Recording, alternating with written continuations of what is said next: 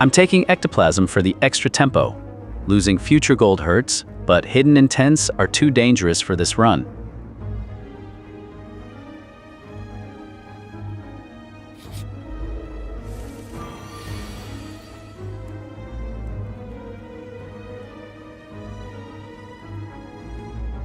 Ectoplasm is online, and Act 2 opens with Chosen. 4 energy gives me room to pressure, while respecting a vulnerable target.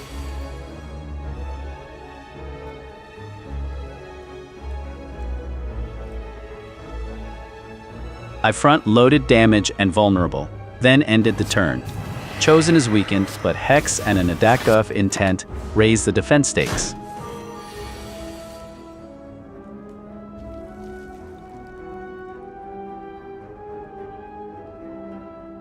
I set up Strength and weakened Chosen, but took 4 damage. Now an attack is coming with Hex cluttering the deck.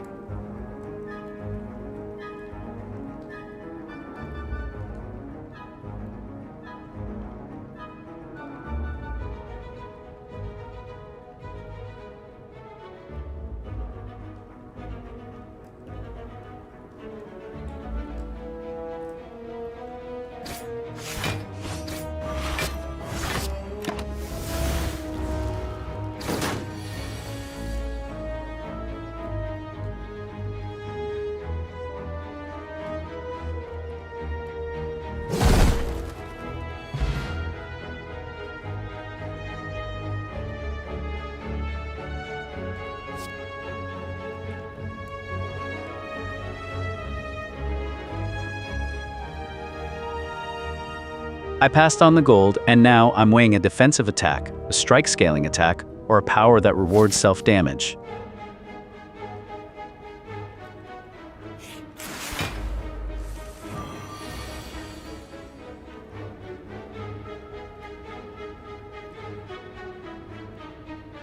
Shelled Parasite starts heavily armored and threatening an attack, so this hand has to balance chip damage with clean defense.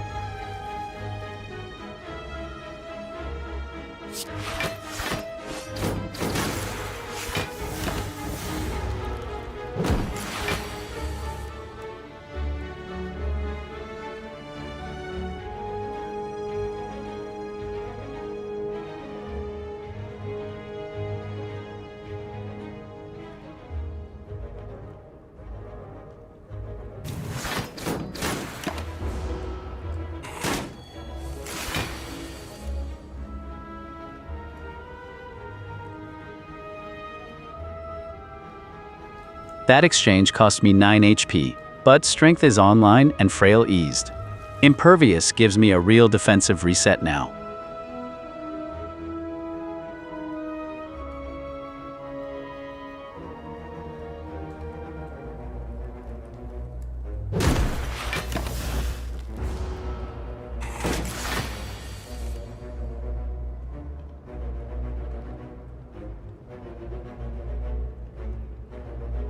I traded Heavy Blade for a full defensive reset, took no damage, and now face another debuff with Carnage and Uppercut ready.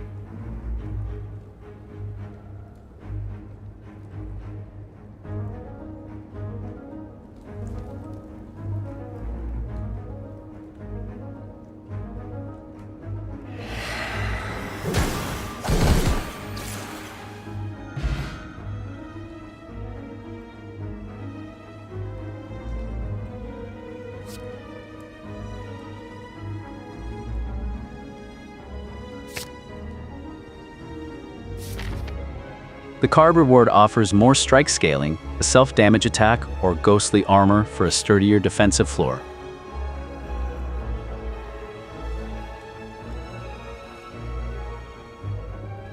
An Act 2 event offers elegance or simplicity, so I'm weighing its 2 outcomes before committing another resource or deck direction.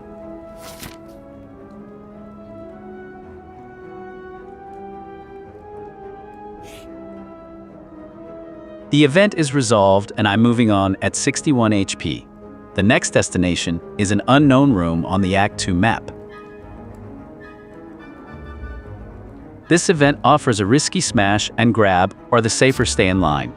I'm weighing immediate upside against preserving stability.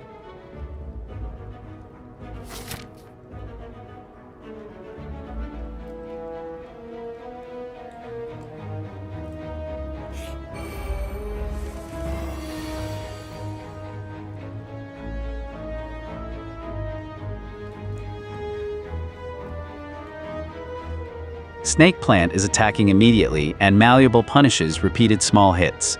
I need efficient damage without throwing away defense.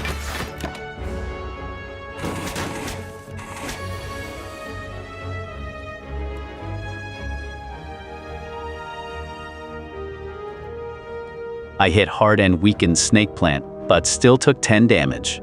Now Ritual Dagger and Impervious give me a crucial swing turn.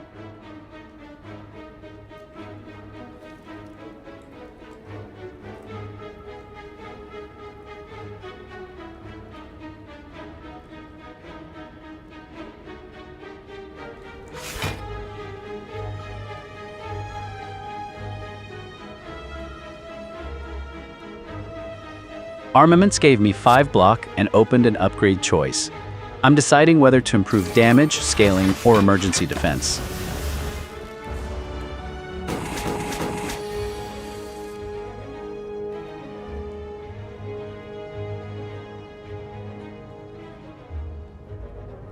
I upgraded Ritual Dagger, cut Snake Plant to 30, and blanketed the incoming attack. Now only its strong debuff threatens the next cycle.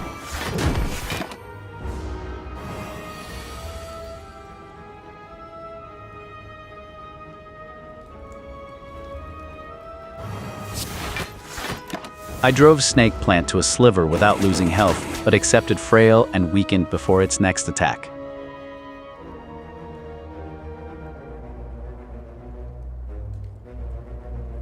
I survived the debuff turn for just 1 damage, but Snake Plant stubbornly lives. A clean finish is still required.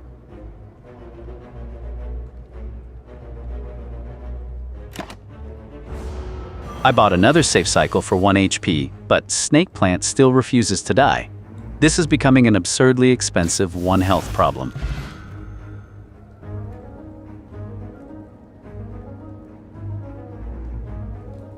Ritual Dagger finally finished Snake Plant. Burning Blood restored 6 HP, and the reward offers gold, weak potion, or a card.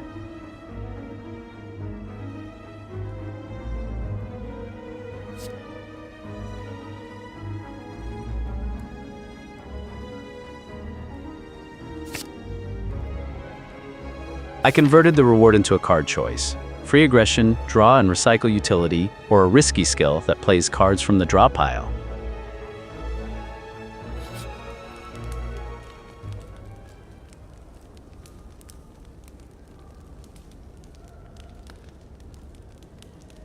I've reached a rest site at 49 HP, with healing, smithing, or recalling the ruby key now on the table.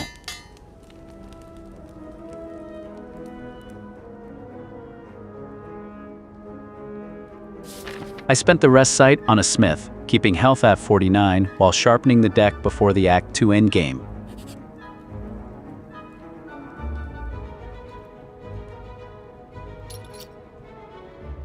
The upgraded deck moves into an unknown room at 49 HP, with weak potions still available for the Act 2 endgame.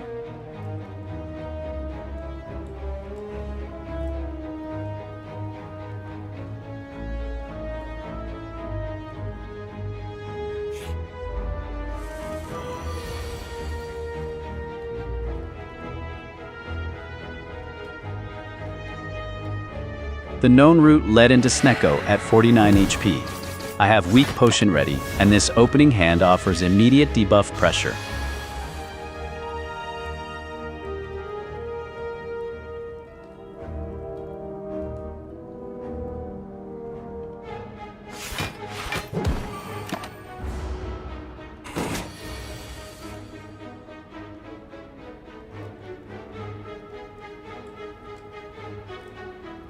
I absorbed the attack cleanly and pushed Snecko to 70, but vulnerable doubled. Confusion keeps turning every hand into a fresh calculation.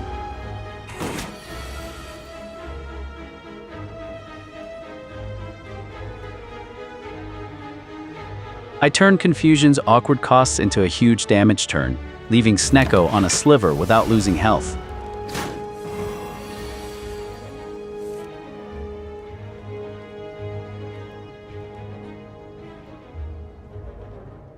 I took 4 damage while setting up strength, but Snecko is still barely alive, and the next hand finally has a free finish.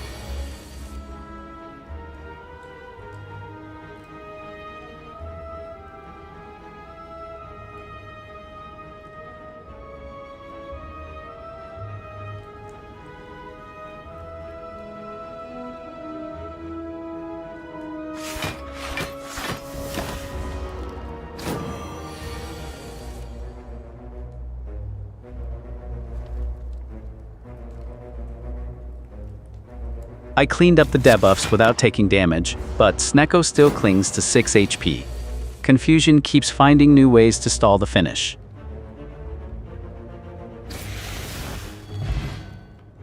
I doubled down on strength and defense without taking damage.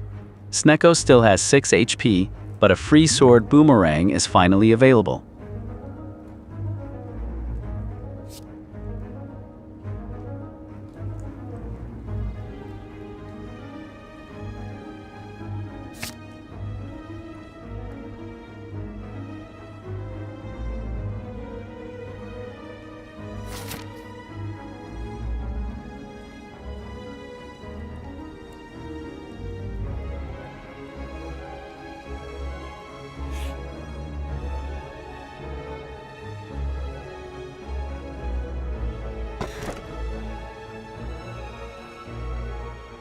I chose the treasure route and reached the chest at 51 HP, opening it as the last resource check before the Act 2 boss.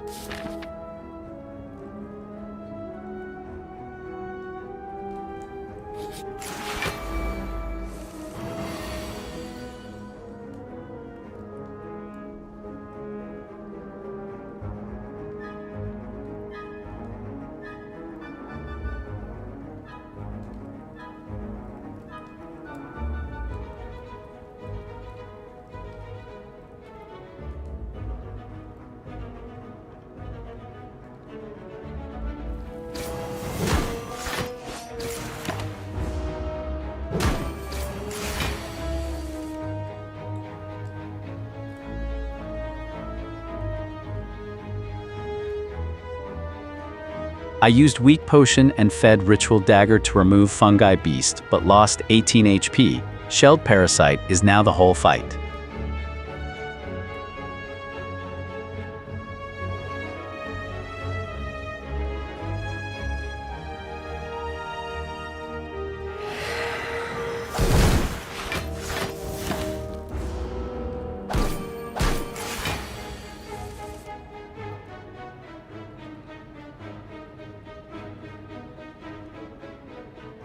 I cut Shelled Parasite nearly in half and took only 2 damage, but at 31 HP, every incoming attack still matters.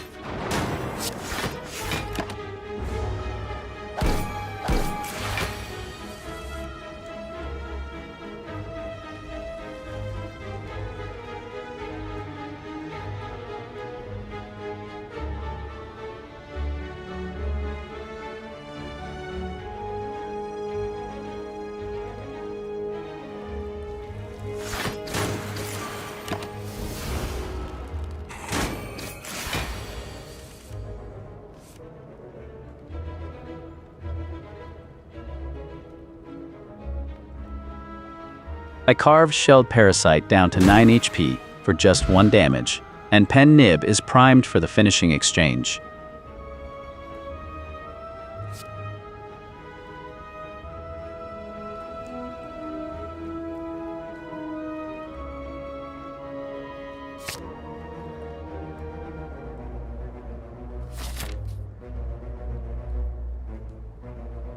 I added Whirlwind for scalable area damage, leaving only 10 gold before the Act 2 boss with Energy Potion intact.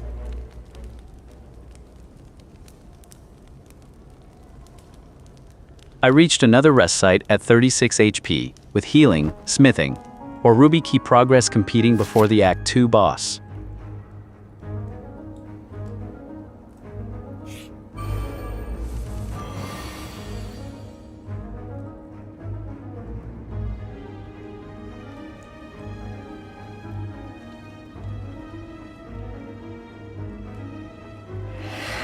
Centurion is attacking while Mystic prepares a buff, so I need to manage immediate damage without letting the support enemy snowball.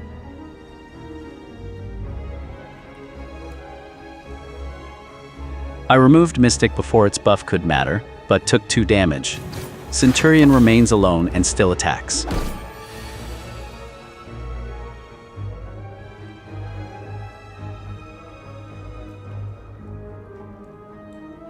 I established strength, cut Centurion to 65, and completely blanked its attack. Now the fight is a straightforward damage race.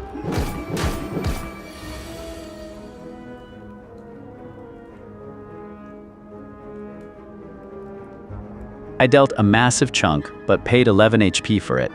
Centurion is at 24, and Free Whirlwind offers the clean finish.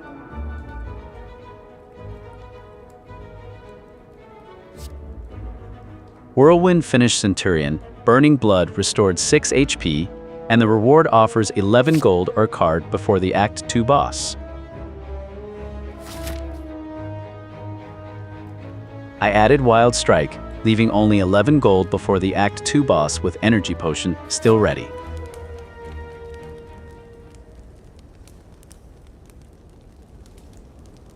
The path gives me one final rest site at 51 HP before the Act 2 boss, with Energy Potions still preserved.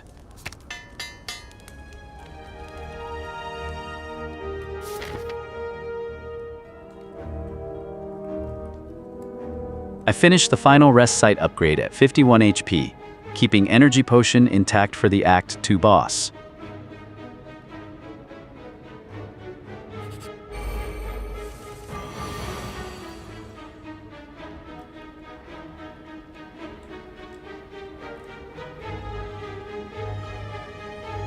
The elite is Slavers, to attacks plus Taskmaster's attack buff, so I need immediate control before this campfire gamble gets expensive.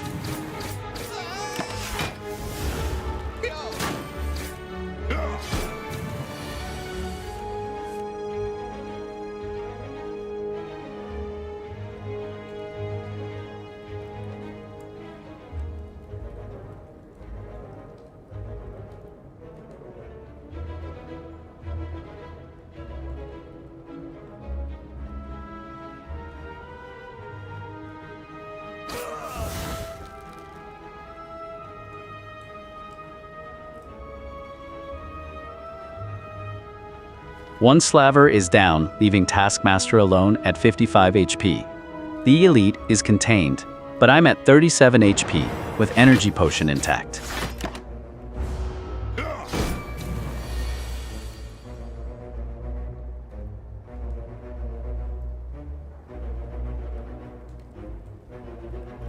I cut Taskmaster to 28 without taking damage, and upgraded Whirlwind is ready to finish this elite before the campfire.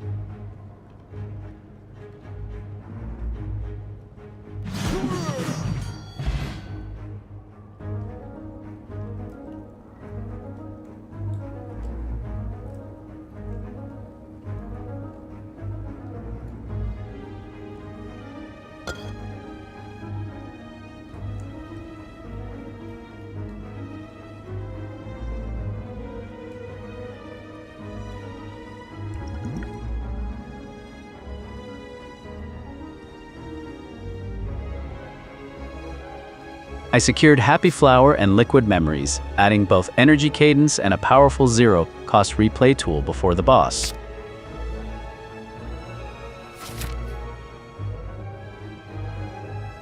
I added Anger for free damage, leaving only 35 gold before the Act 2 boss with both potions ready.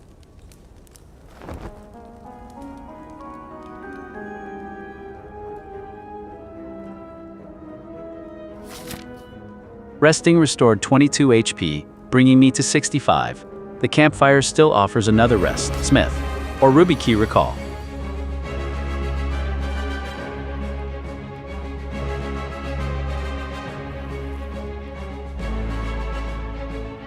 The champ is here at 440 HP.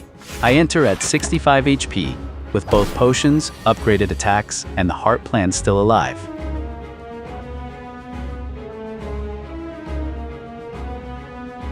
I opened with pressure and defense, leaving champ weakened at 407 HP. Now vulnerable and frail, make his incoming attack the real test.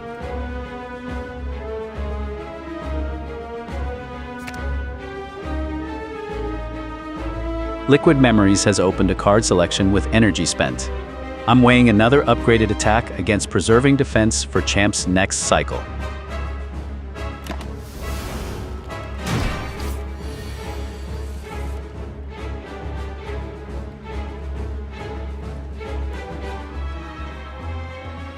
I accepted 14 damage to reset the cycle, and Happy Flower refilled me to 5 energy with champ barely dented.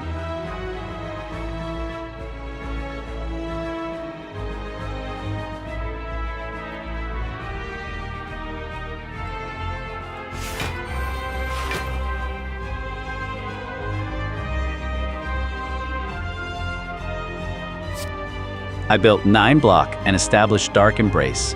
Armaments now offers one more upgrade, while Champ remains at 389 HP.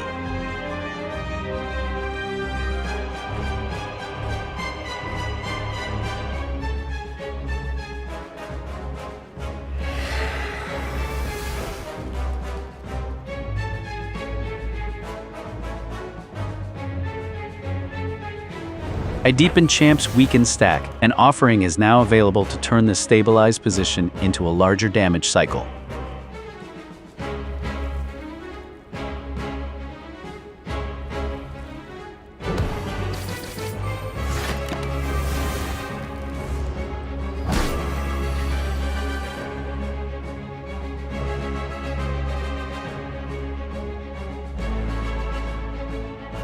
I converted offering into a major damage cycle, dropping Champ to 344 while preserving health.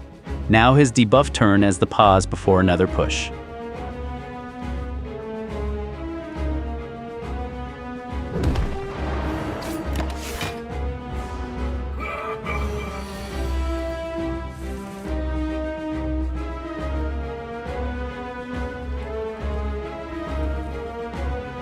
I blasted Champ down to 268 without losing health. Now he's attacking, but his weakened stack buys me room to defend and keep scaling.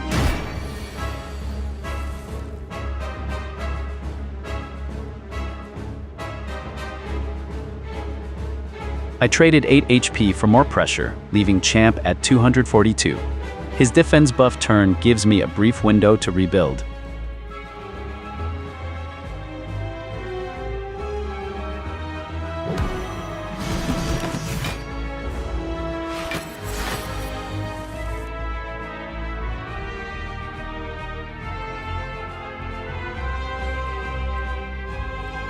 I cut Champ to 195 without losing health, but his buff added metallicize.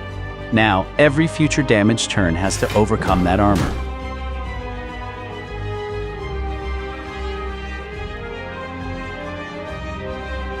I pushed Champ to 184, but spent the turn's energy. Armaments now offers another upgrade, while his vulnerable climbs to 6.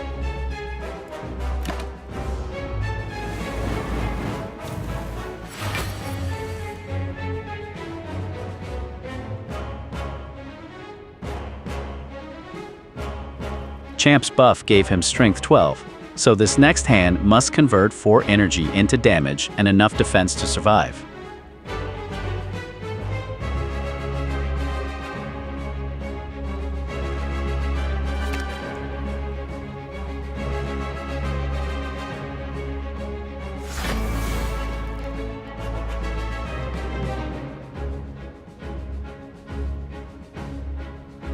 I pulled Impervious back for 0 and built 40 block, completely answering Champ's strength 12 attack.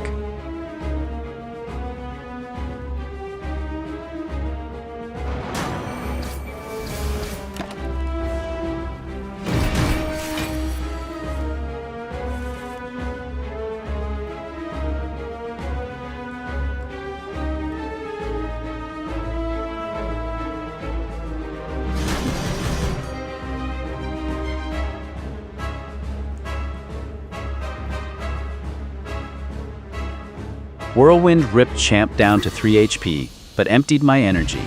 Energy Potion is now the obvious bridge to the finish.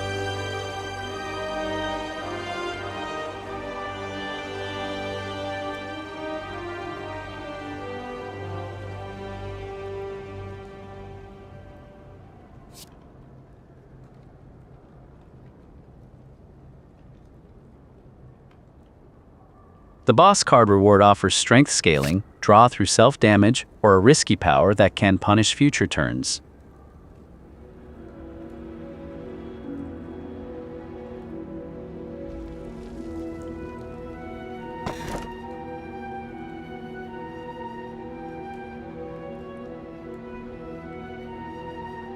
Act 3's boss relics trade energy against resting, healing, or future potions.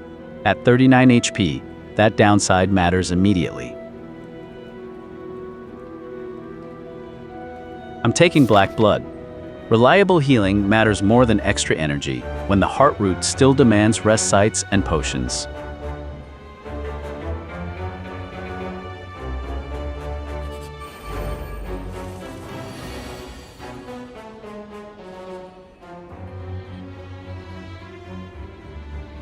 black blood immediately paid off, bringing me to 66 HP as Act 3 opens against Orbwalker at 96 HP.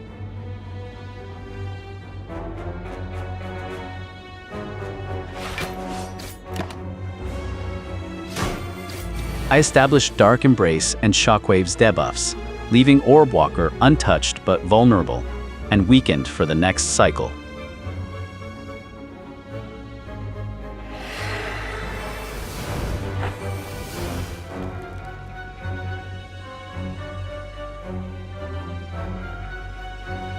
I converted Offering into 6 energy, but paid 6 HP. Orbwalker is at 85 with Strength 5, so I need a decisive damage turn.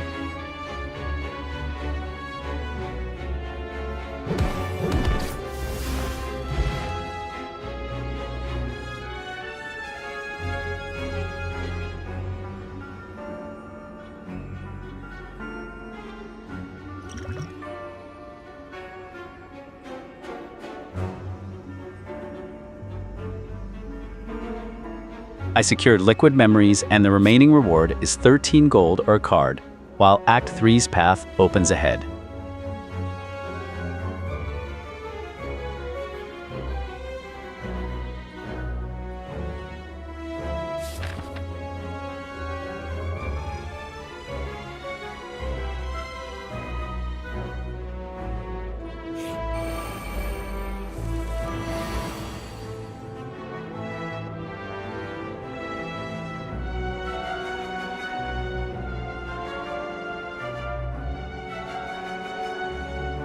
Three Darklings are attacking together, and lifelink means I need focus damage while respecting a very crowded incoming turn.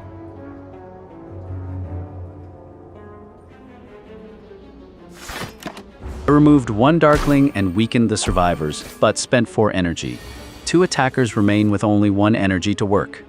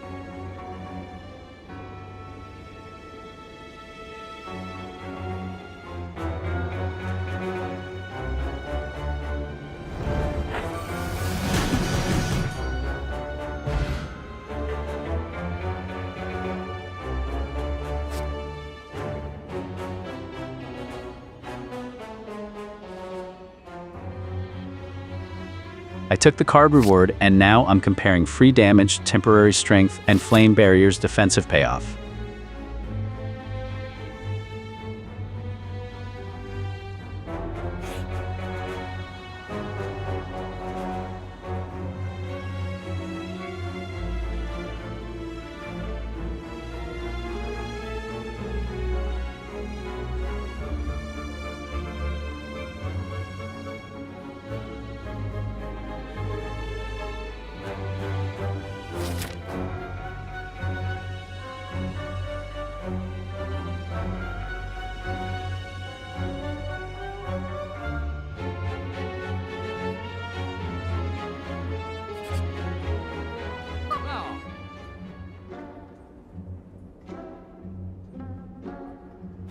I chose the merchant reaching floor 38 with 76 gold to turn this shop into a real upgrade window.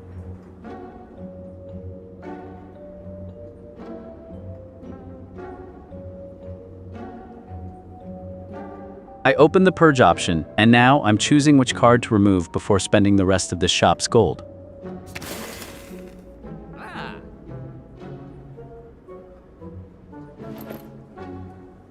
I purged a strike plus for 75 gold, leaving only 1 gold but a cleaner deck for the fights ahead.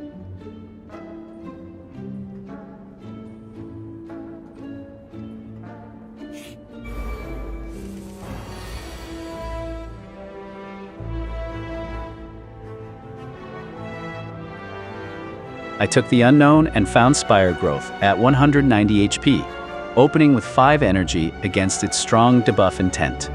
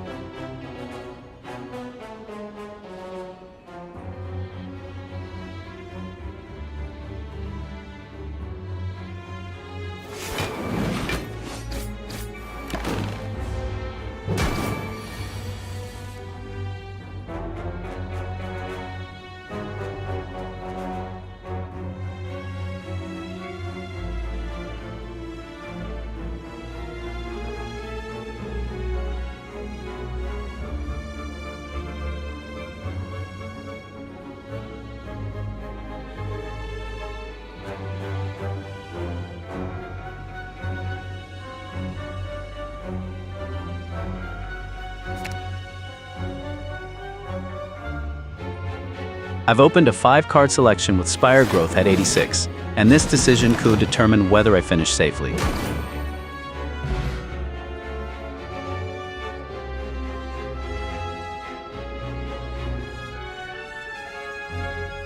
I finished Spire growth and recovered 6 HP, leaving gold, dexterity, or a card as the next reward decision.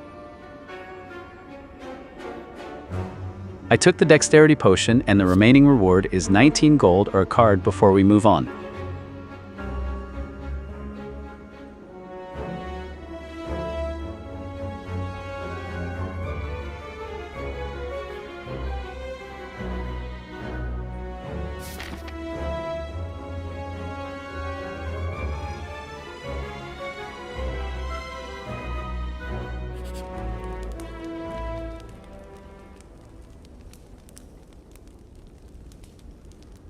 I'm at the Act 3 campfire on floor 40, with rest, smith, and recall available before the next stretch.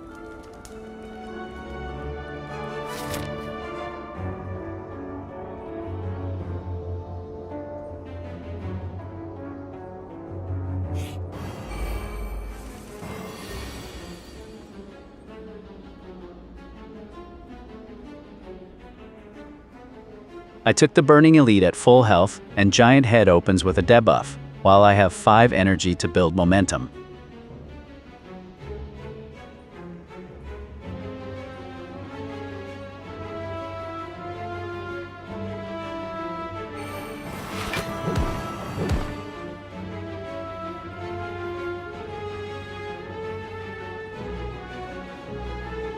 I open the fight with 47 damage and 10 block, leaving Giant Head weakened while I choose between 2 remaining cards.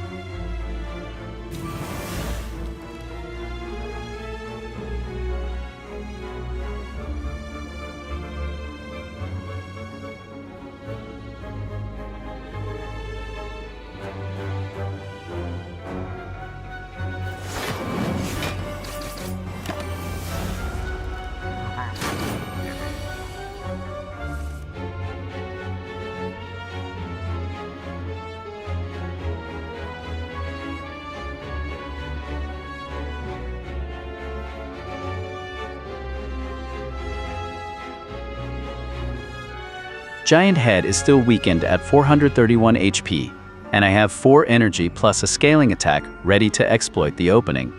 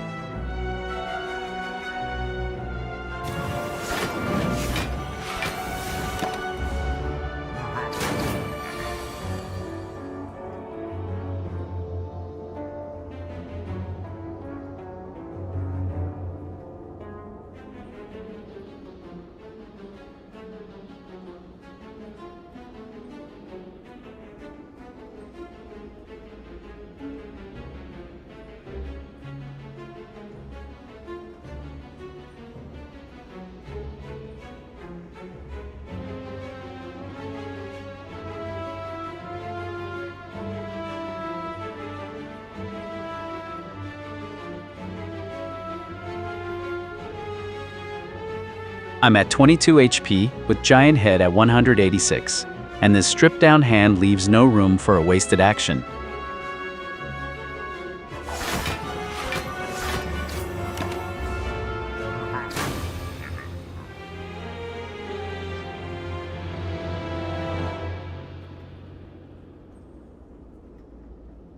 The run ends here. Giant Head survived at 163 HP, and the Burning Elite finally overwhelmed me.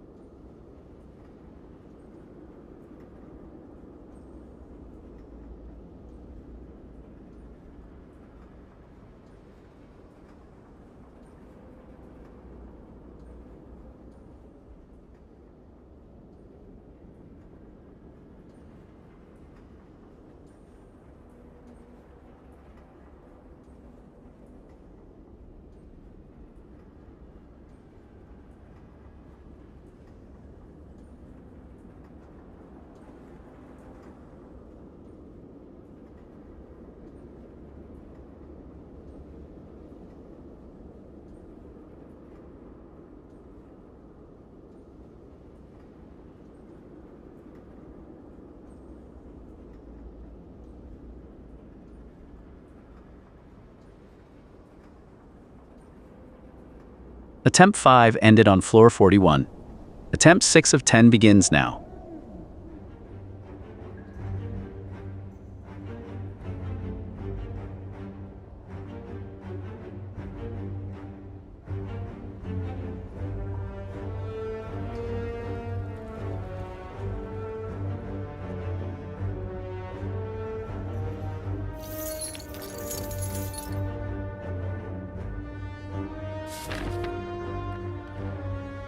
I took the 100 gold, keeping burning blood and my starting health intact before the map reveals our route.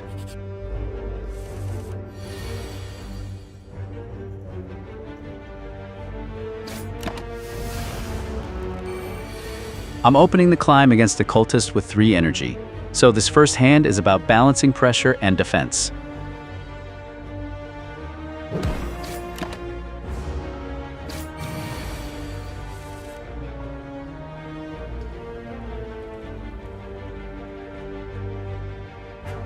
Bash into strike cut the cultist to 29, but I took a hit.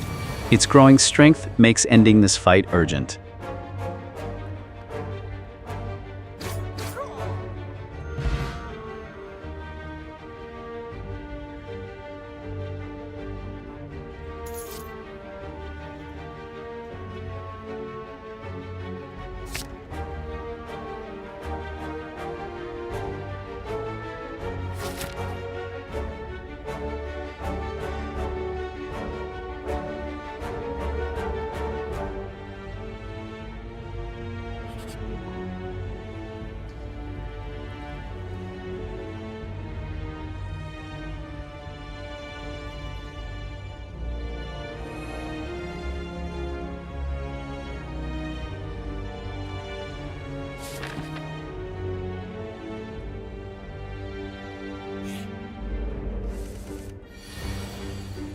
I'm at the next 4K, another unknown room or an enemy with 67 health and burning blood ready for the climb.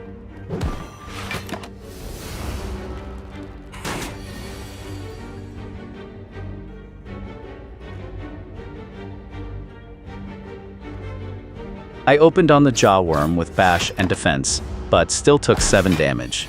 Vulnerable gives me a stronger follow-up window.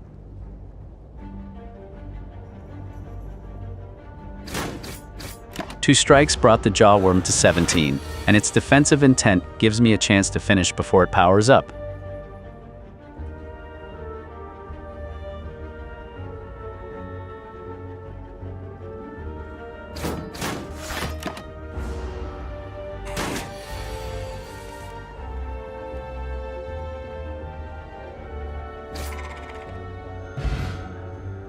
I pushed the jaw worm to 1, but its strength-fueled attack cost me 12 health. The next hit has to close this out.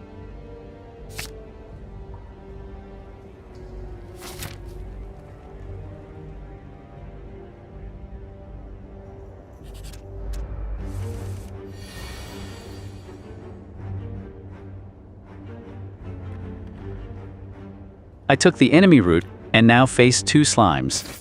This opening hand gives me damage plus shrug it off for control.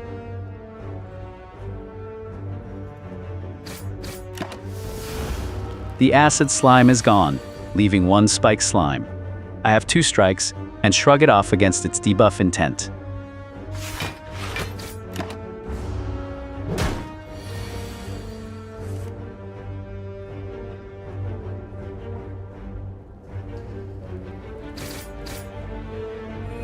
I layered defense and clipped the spike slime, but Frail softened the block. It's at 15 with me at 48 health.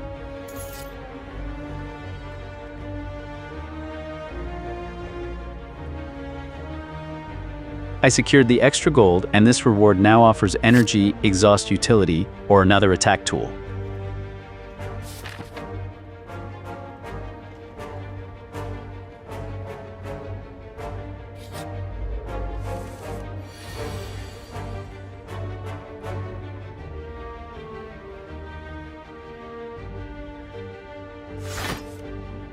The next room is a lone 49 health slaver, and my opening hand offers steady damage with enough defense to avoid a reckless exchange.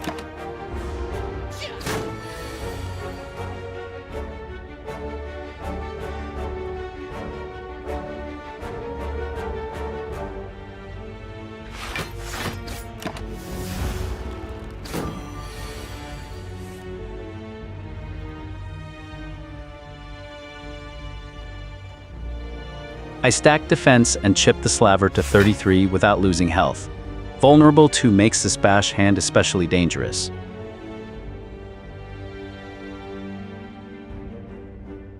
The slaver is still at 33 with vulnerable 2, and my 2 energy hand offers a clear bash setup or safer damage line.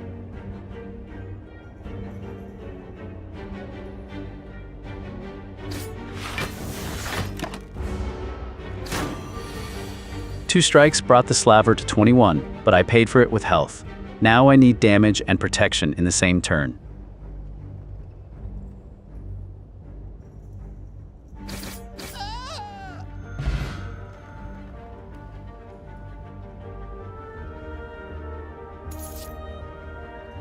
Twin Strike and Strike finished the slaver, and Burning Blood restored 6 health. The next reward is 18 gold or a card.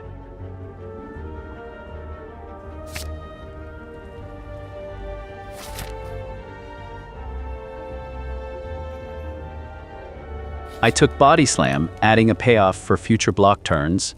The reward is complete with 256 gold banked.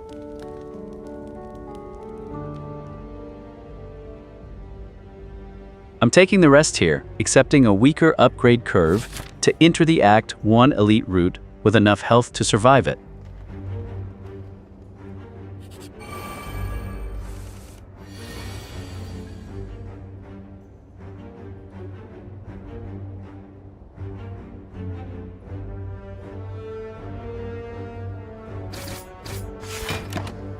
The elite is 3 sentries with artifact, 1 attacking and 2 applying debuffs.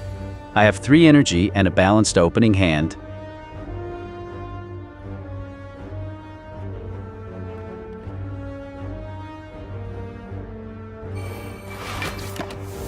I focused the 3rd sentry down to 27, but absorbed 5 damage.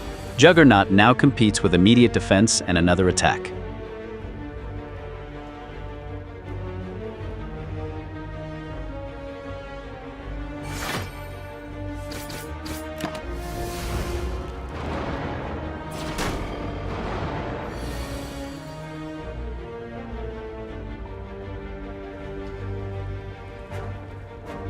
Shrug It Off plus 2 strikes dropped the 3rd sentry to 10, while Juggernaut softened the incoming damage to just 2.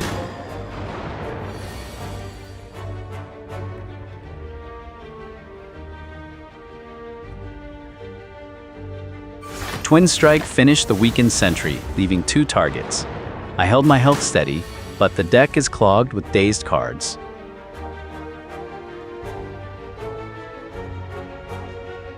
True Grit cleared some dazed clutter, while Juggernaut chipped a sentry to 30. I'm down to 44 health with 2 targets left.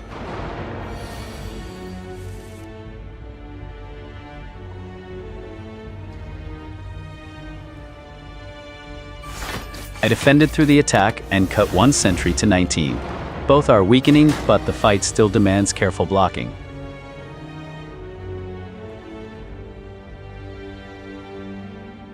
I blocked cleanly again and brought the sentries to 13 and 25. The elite is nearly under control, despite another dazed heavy draw.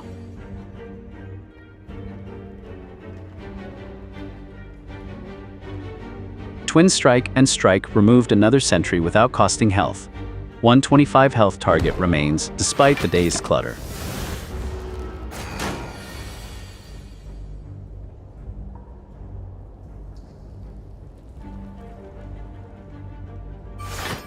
Bash cut the final sentry to 12, but I lost 5 health. The elite is close, though the dazed clutter remains painful.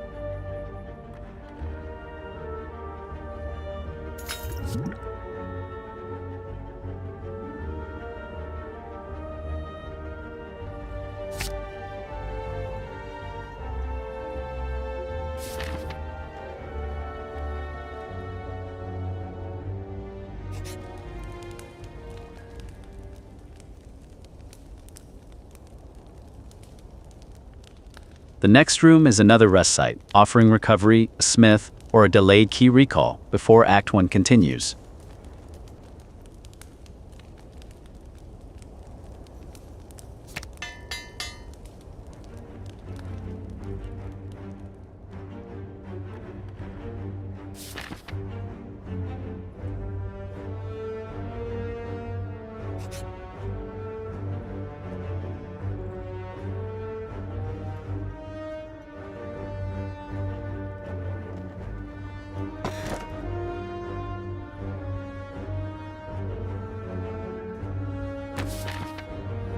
The chest offers Paper Frog or the Sapphire Key, a direct choice between stronger vulnerable damage and heart key progress.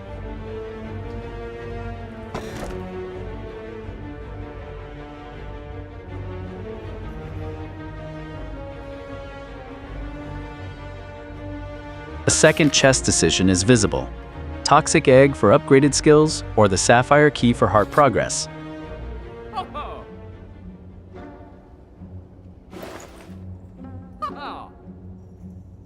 I took Toxic Egg over the Sapphire Key, and the route now brings me to a shop with 284 gold available.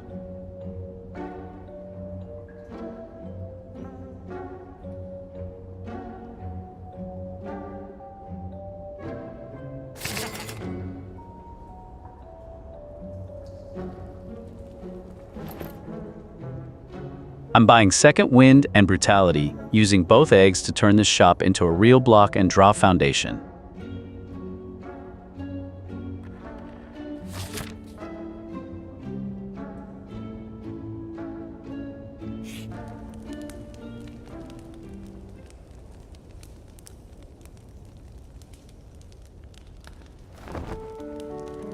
I reached another rest site at 45 health, with Recovery, a Smith, and the Sapphire Key Recall all available.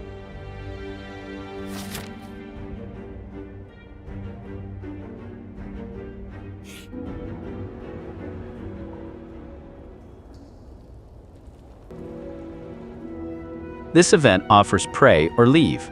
I'm weighing its immediate value against preserving flexibility before the Act 1 finale.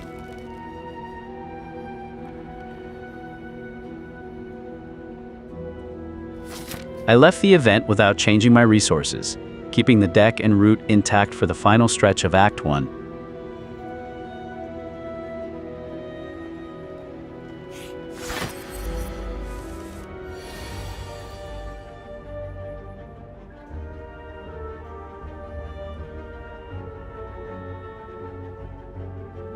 Lagavulin is asleep at 143 health with Metallicize 8. Giving me a valuable setup window for Brutality and Juggernaut.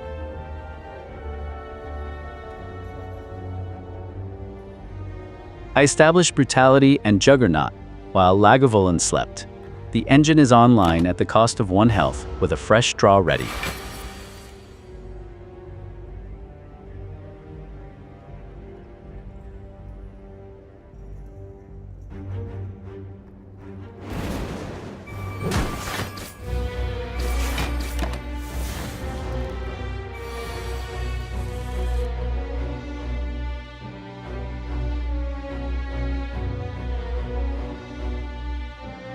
Rage, Bash, and Strike woke Lagavulin at 119 health, with Vulnerable 1. I paid only 1 health and now have the engine online.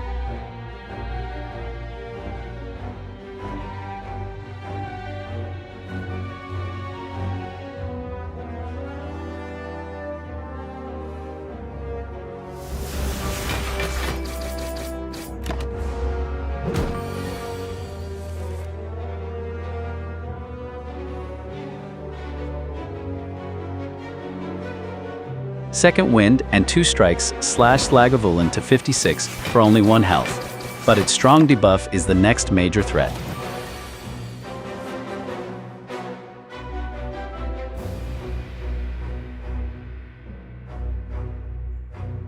That attack sequence shredded Lagavulin to 13, but its debuff landed. My strength and dexterity are both reduced by 2.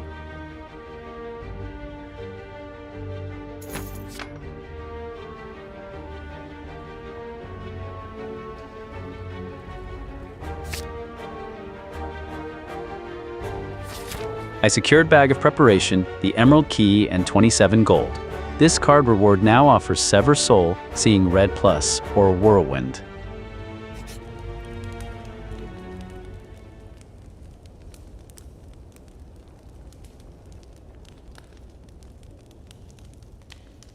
I reached another rest site at 59 health, with Smithing, Recovery, and the already secured Emerald Key shaping the next decision.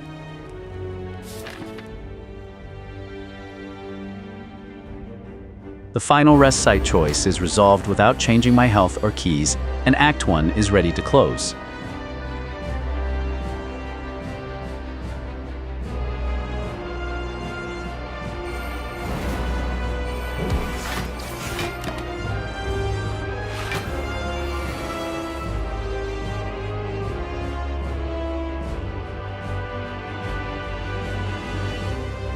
I opened the Guardian fight by setting up Brutality and Vulnerable, cutting it to 232 while losing only 1 health.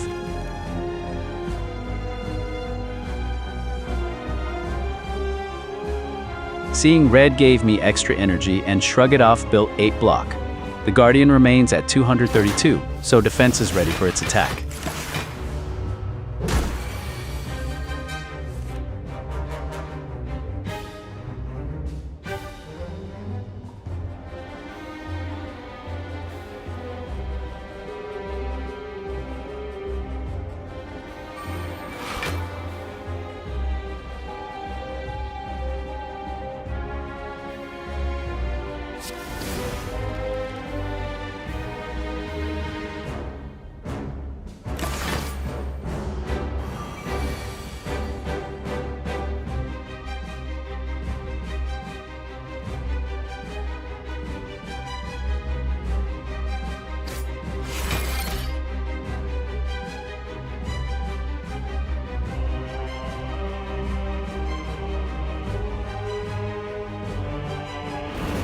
The Guardian is down to 207 and buffing instead of attacking, giving me 2 energy to build pressure before its next cycle.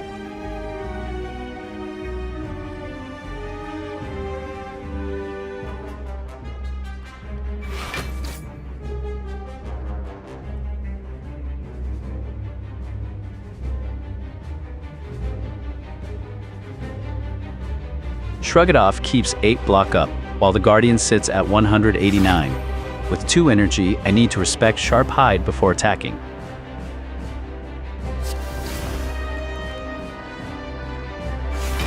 I'm sitting behind 17 block with 1 energy, while the Guardian threatens. The next play must preserve defense against Sharp Hide.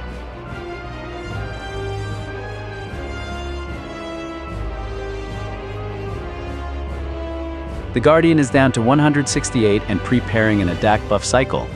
I'm at 51 health with 3 energy and a fresh 6-card hand.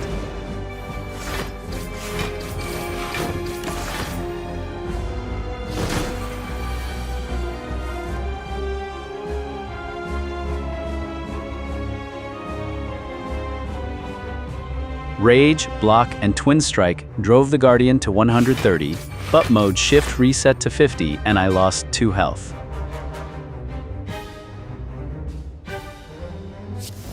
I built 22 block and pushed the Guardian to 116, leaving no energy. Its mode shift is down to 36 for the next cycle.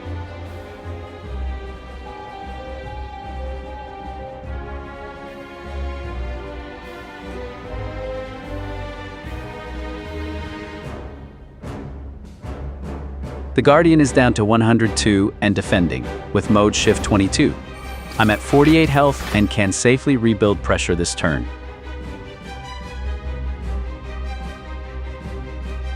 Rage and Twin Strike drove the Guardian to 85, while True Grit preserved 12 block. Mode Shift is nearly depleted again.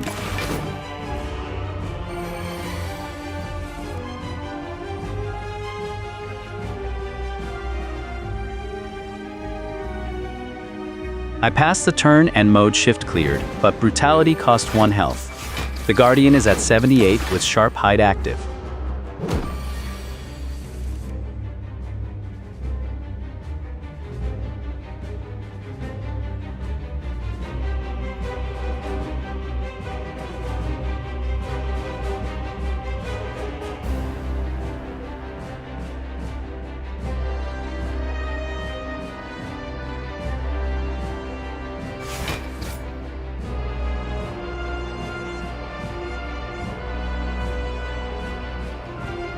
Shrug It Off built 8 block and Juggernaut chipped the Guardian to 33.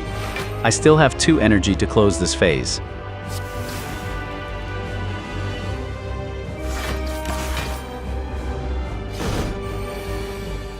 I exhausted another strike and Juggernaut chipped the Guardian to 26, ending with 17 block and 1 energy left.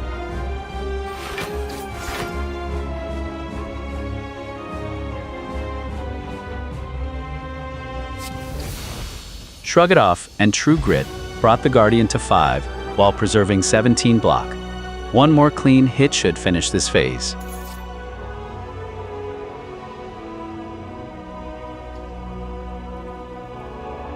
The Guardian is cleared, Burning Blood restored 6 health, and 75 gold is secured.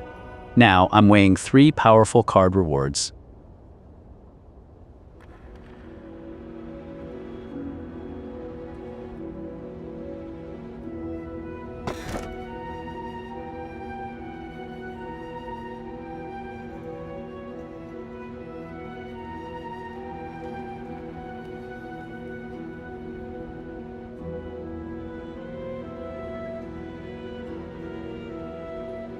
I took Runic Pyramid, letting Corruption retain key skills across turns. Act 1 is complete and the exhaust engine has a stronger shell.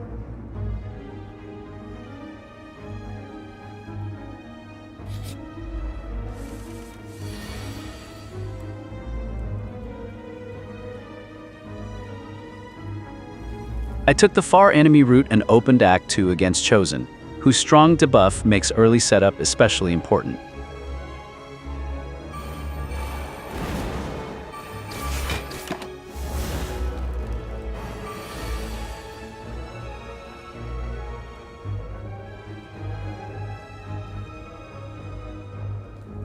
I established Brutality and Juggernaut, clipped Chosen to 89 and triggered Hex. Corruption is now ready in hand.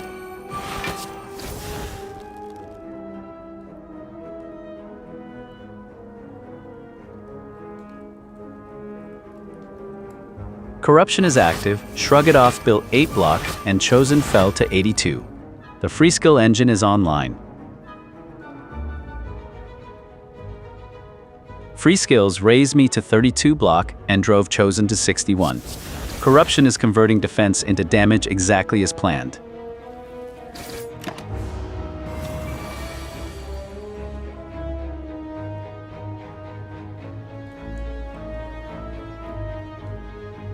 Twin Strike cut Chosen to 44, but Hex added Weaken 3 and Dazed Clutter, while the enemy gained Strength 3.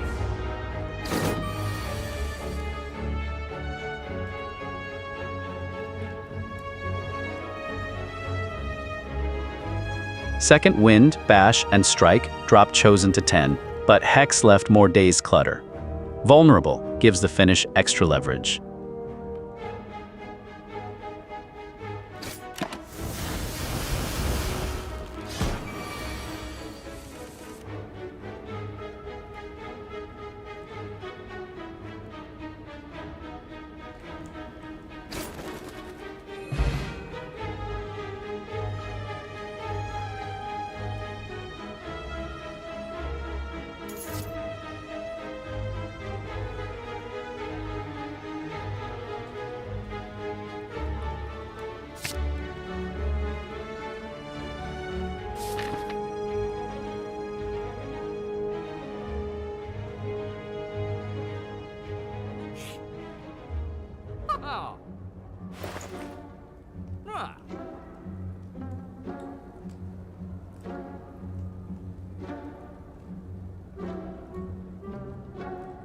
This Act 2 shop offers upgraded control, exhaust synergy, attacks, and potions. I'm evaluating purchases against 146 gold. I'm buying Feel No Pain Plus and Shockwave Plus, converting Corruption exhausts into block while adding long-lasting weak and vulnerable.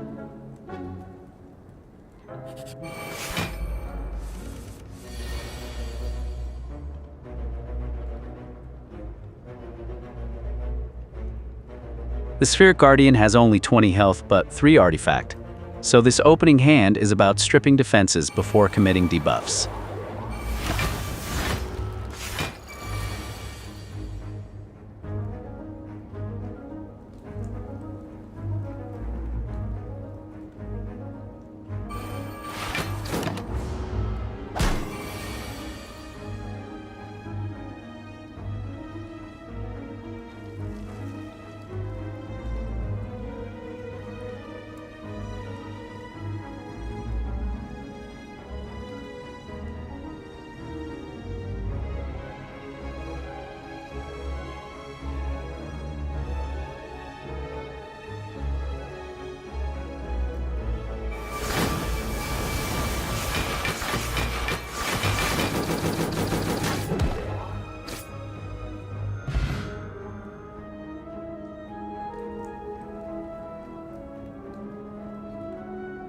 The Guardian is cleared and Burning Blood restored 6 health.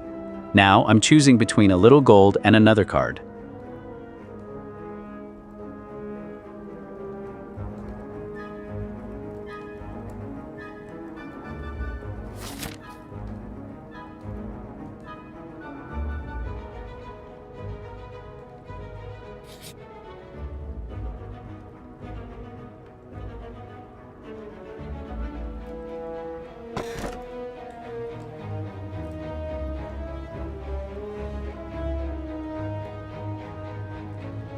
The chest offers Shuriken or the Sapphire Key, so I'm weighing immediate strength against completing the key set.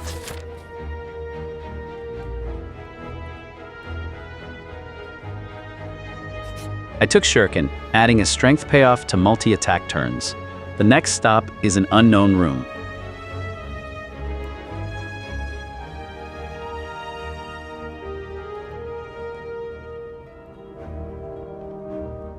This event offers 3 distinct rewards or a clean exit, so I'm weighing the upside against disrupting a strong run.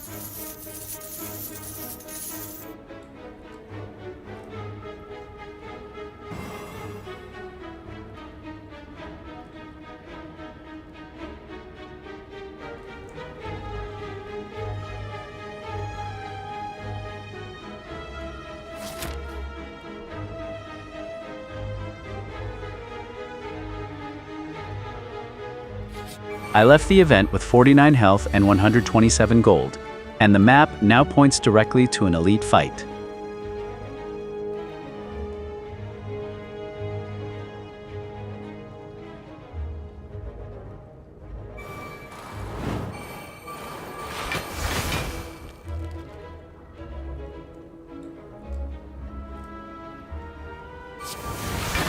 I turned on Corruption and Feel No Pain, banked 18 block, and left the Gremlin pack for the next draw cycle.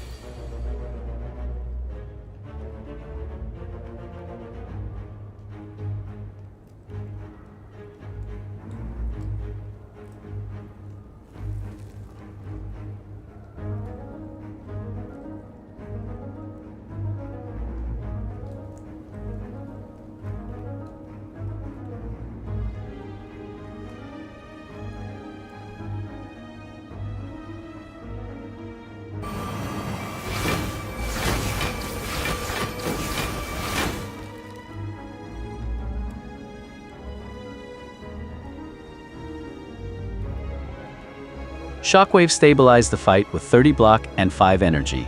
One minion is gone, and leader is weakened while Sneaky hangs on.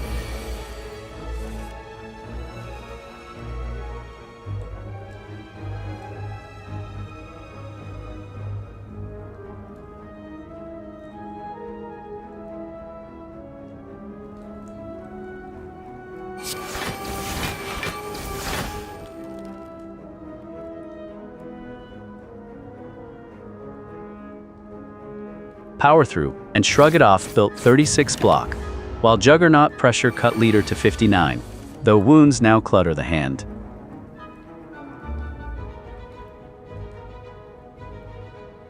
I nearly finished leader with another multi-attack burst, but 2 fresh minions arrived, and the fight widened again.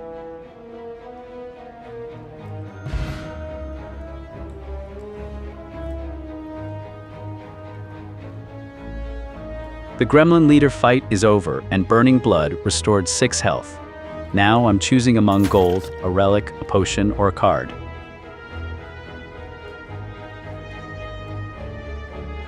The Elite reward gave me 25 gold, the boot, and a flex potion.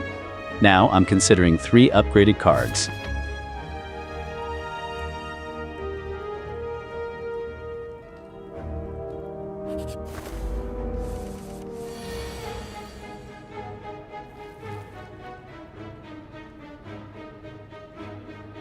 I'm facing Bird's attack alongside Chosen's strong debuff, so this opening hand needs defense and setup without losing control.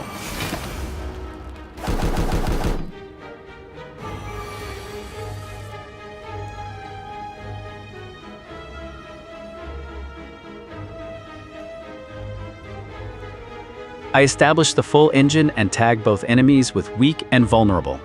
Bird is down to 21, but its flight remains.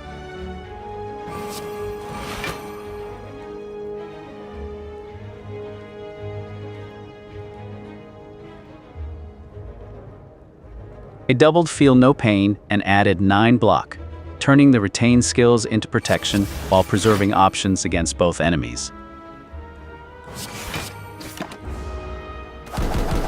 I exhausted another defense for 8 block and chipped Bird to 7, leaving the vulnerable target within reach.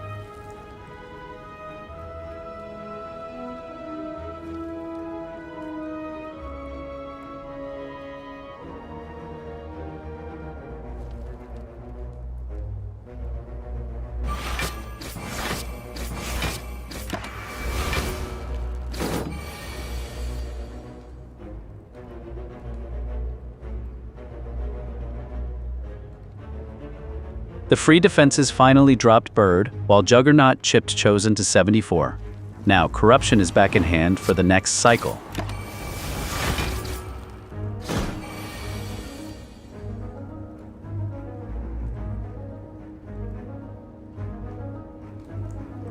Corruption is active again, and Twin Strike cut Chosen to 48. The remaining threat is manageable, but still attacking.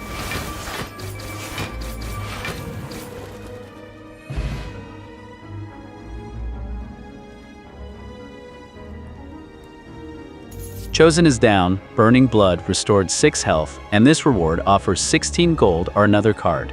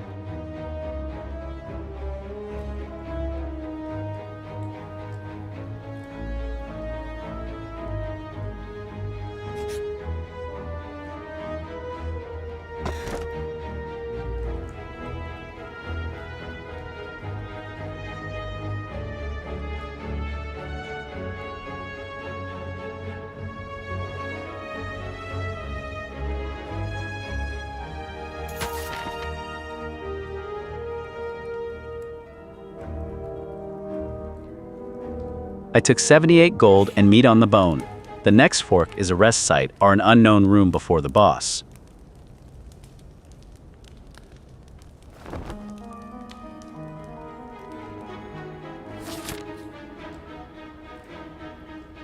I rested up to 75 health, giving the Corruption engine a much safer margin before the Act 2 boss route.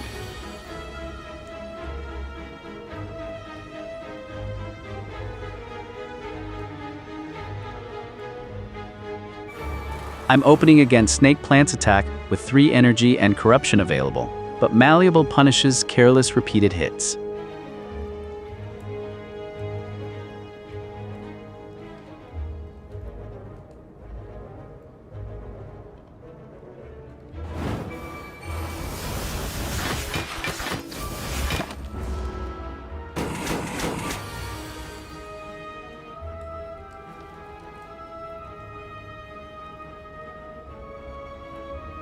I activated Corruption, exhausted through Second Wind, and clipped Snake Plant to 74.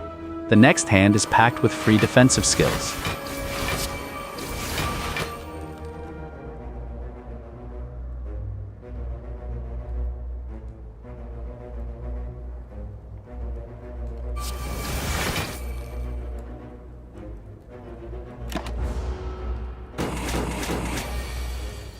I exhausted a wound for 8 more block and drove Snake Plant to 11, leaving the fight almost completely stabilized.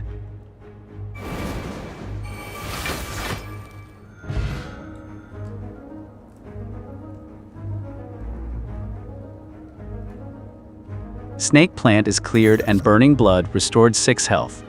Now I'm choosing between 13 gold, elixir, and another card.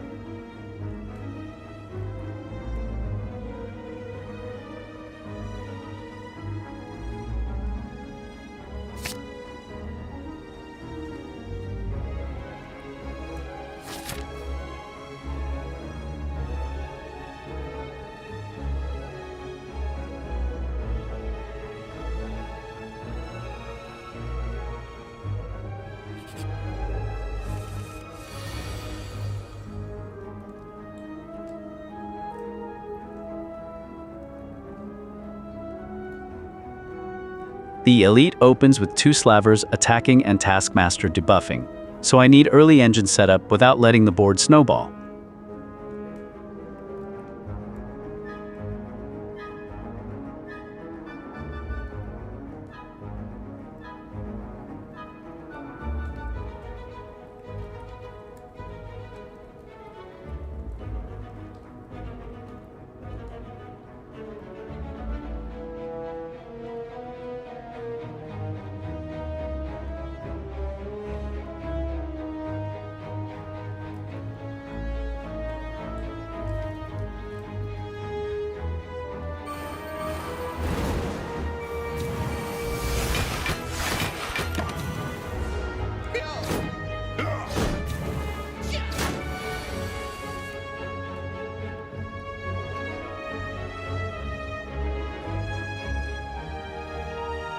I spent Flex Potion to accelerate the opening, but took 8 damage and only softened 1 Slaver. All 3 enemies now debuff.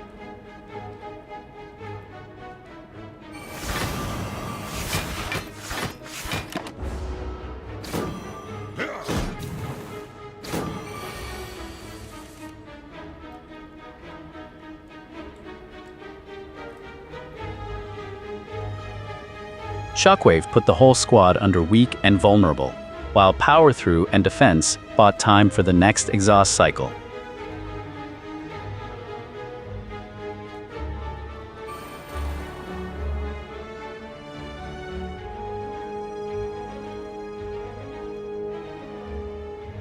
I doubled Feel No Pain and spent Elixir to keep the exhaust engine moving. Now I have 2 energy to stabilize the board.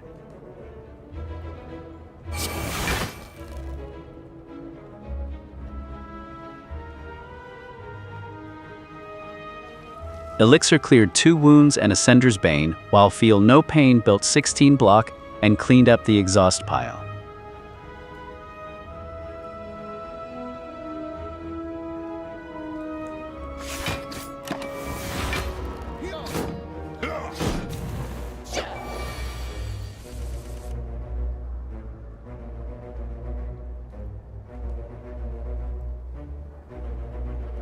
Sentinel kept the cycle funded and trimmed the weaker Slaver to 32, but Entangled now limits my attacks while the debuffs persist.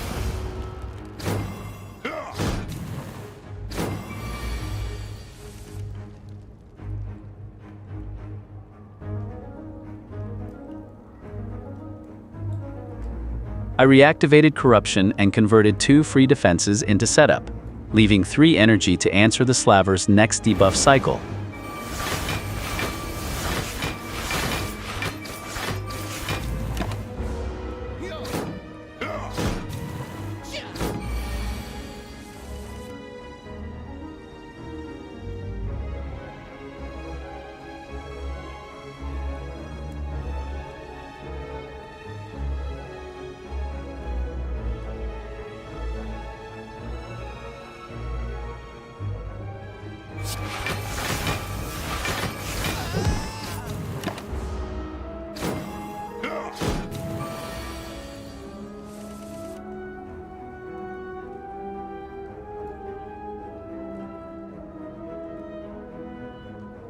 I removed 1 Slaver and cut Taskmaster to 41, but the retaliation filled my hand with wounds and leaves the remaining Slaver untouched.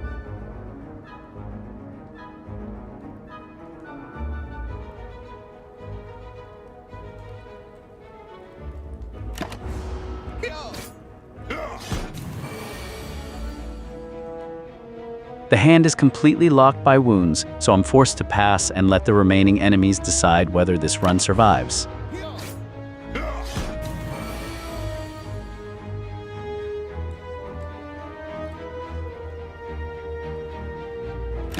The lock cost me 28 health, leaving me at 11 with both enemies alive. This elite has become an immediate survival crisis.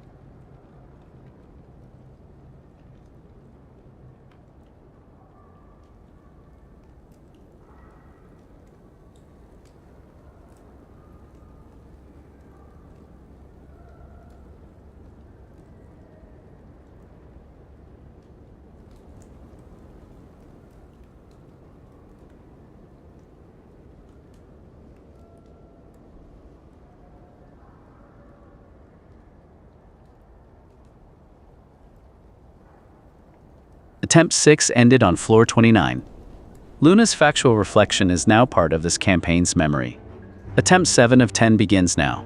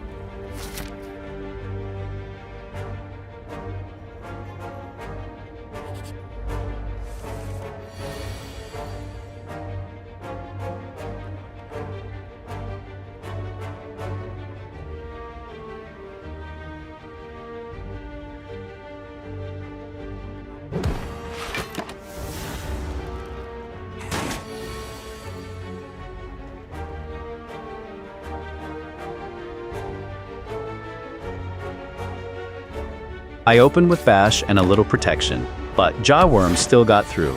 Now 5 strikes give me a clean damage window.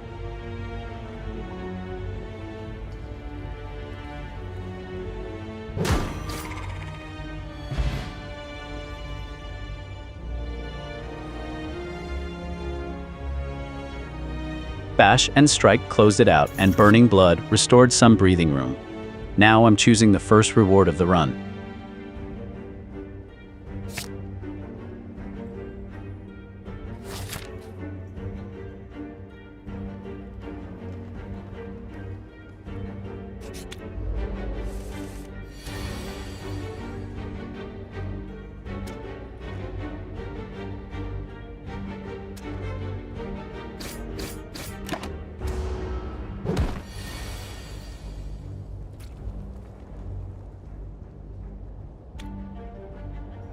I cleared the small slime with 3 strikes, but both attacks connected. Now the larger slime demands defense and control.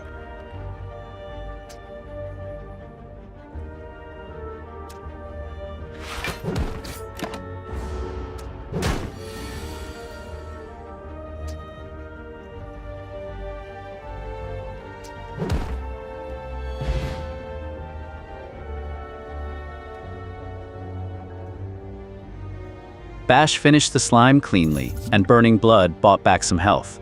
Another reward is now waiting.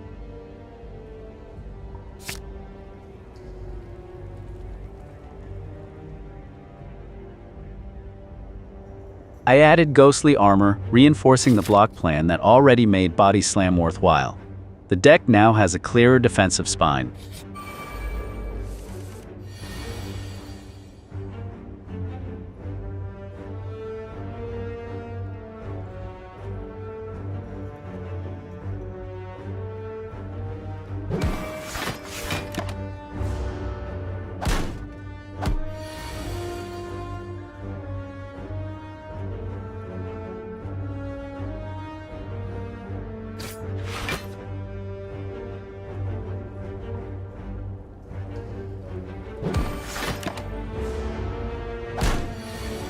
Only 1 louse remains, but my 5 block and 1 energy leave a tight decision between damage now and surviving its attack.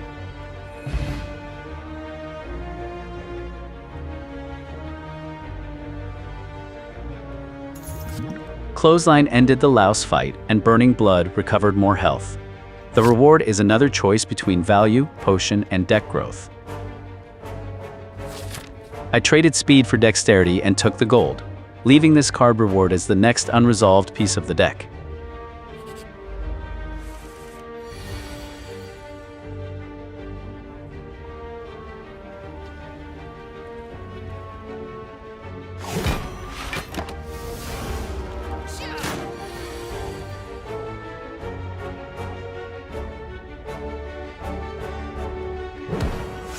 I spent dexterity to reinforce the defense, then Bash exposed the slaver. It still hit me, but vulnerability gives the next attack leverage.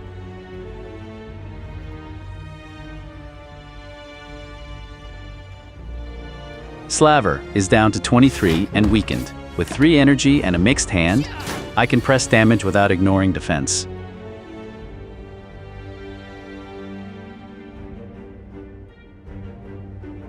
I turn block into a heavy hit N, followed with Pommel Strike. Slaver is at 7, but my health margin is getting thin.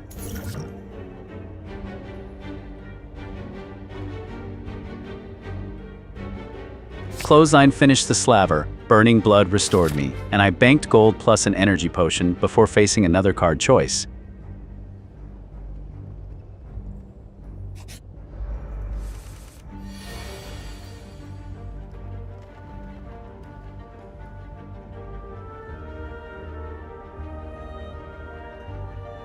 This is the dangerous version of the forced fight, to attackers, low health, and a hand that must split offense from survival.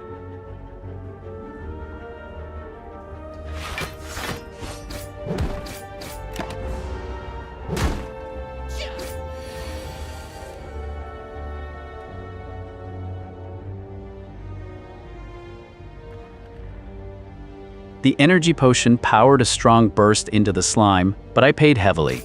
It's at 6 HP, while Slaver remains untouched.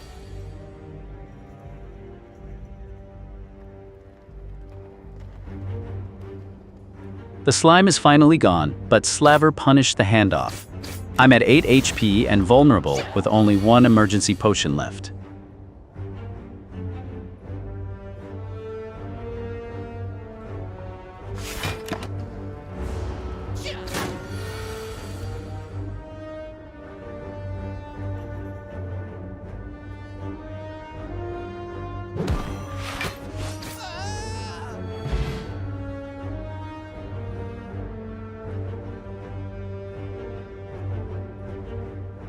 Bash and Iron Wave finally ended the forced fight, and Burning Blood restored more health.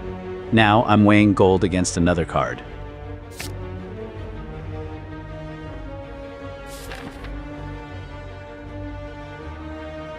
I took Bludgeon, adding a huge damage tool to a deck that desperately needed faster fight endings after that forced gauntlet.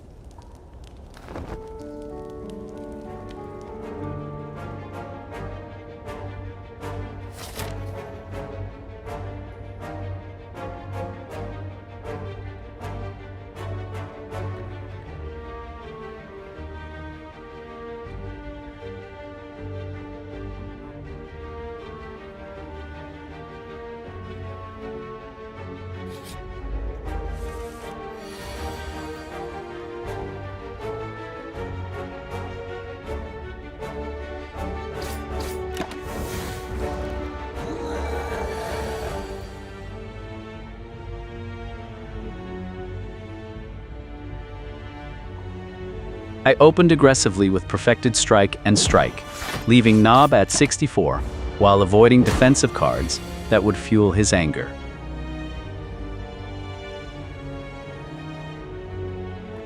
Bash and Iron Wave pushed Nob to 49, while adding Vulnerability. I only took a glancing hit, and the damage race is swinging my way.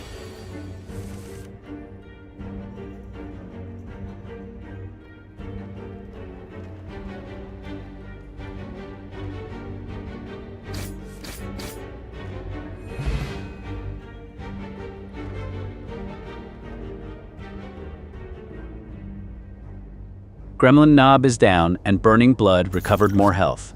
This elite reward now offers gold, relic, potions, or another card.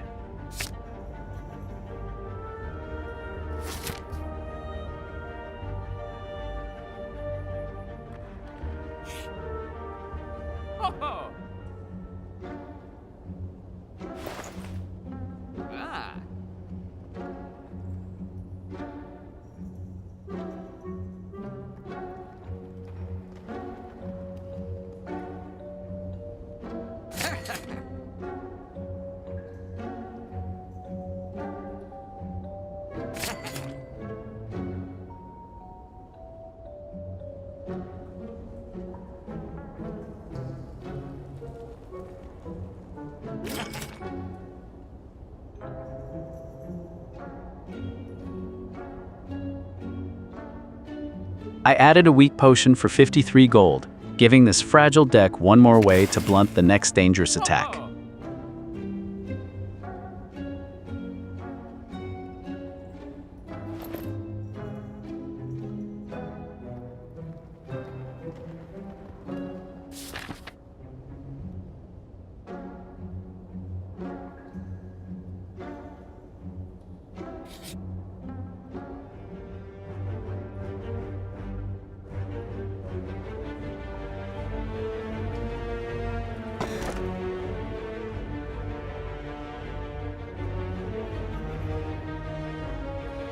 I took the Sapphire Key instead of Anchor, locking in heart progress while giving up immediate combat defense.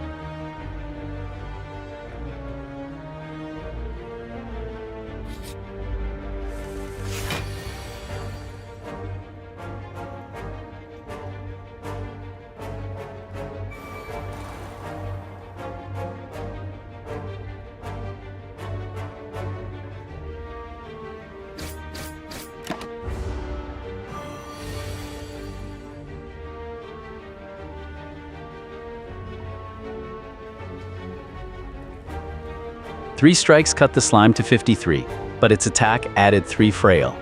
Evolve refilled my hand with a strong follow-up turn.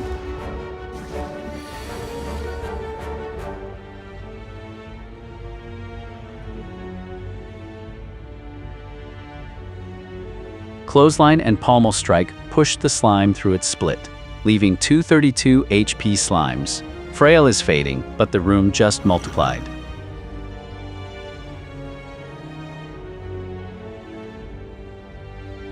I weakened one slime and converted Entropic Brew into block and smoke potions, trading flexibility for a much safer combat toolkit.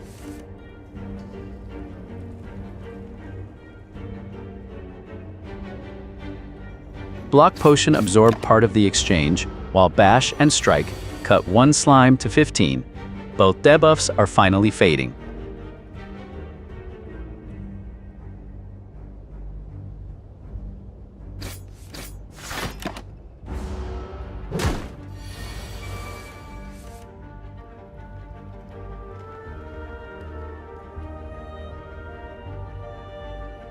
I removed one slime and drove the survivor to 11, while blocking part of the hit.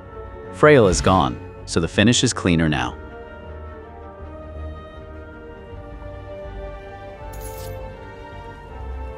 Strike and Iron Wave finished the slime, and Burning Blood recovered more health. Now I'm choosing between gold and another card.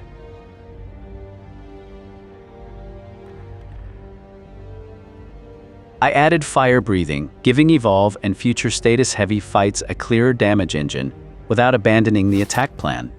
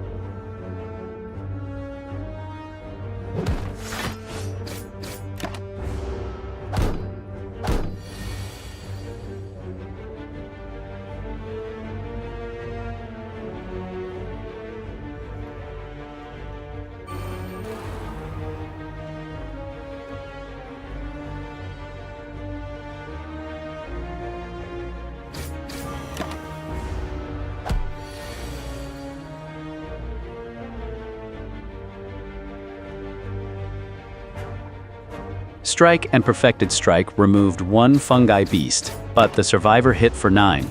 I'm vulnerable now with the remaining beast at full health.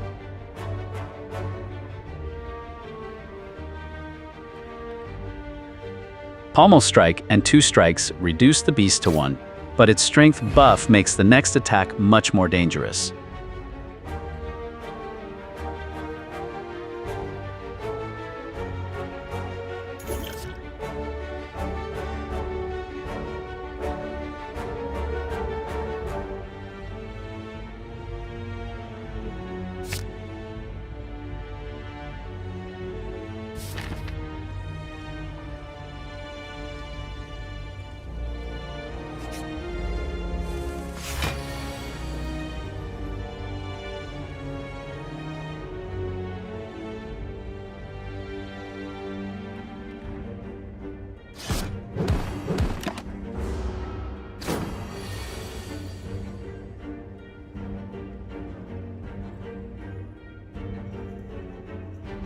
Reckless Charge, Clothesline, and Body Slam erased over half Slaver's health without costing HP.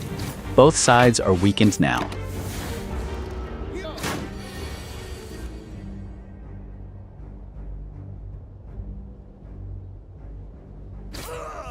Spot Weakness gave me 3 strength, and the follow-up dropped Slaver to 8 despite taking a small hit.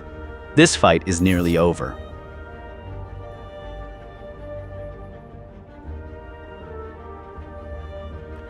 Pommel Strike finished Slaver, Burning Blood restored me, and I took the gold before facing another 3-card reward.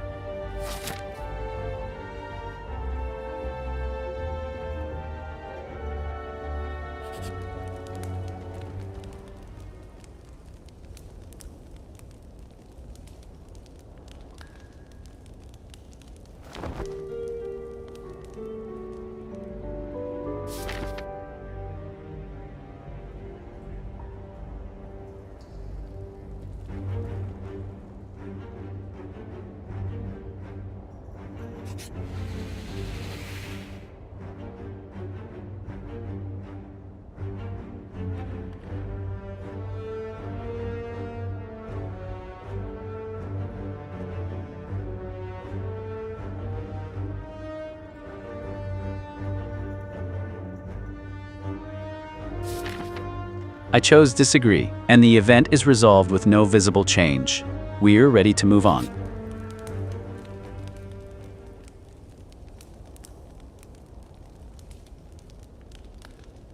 I've reached another rest site at 53 health, so the final Act 1 decision is whether to heal further or upgrade the deck.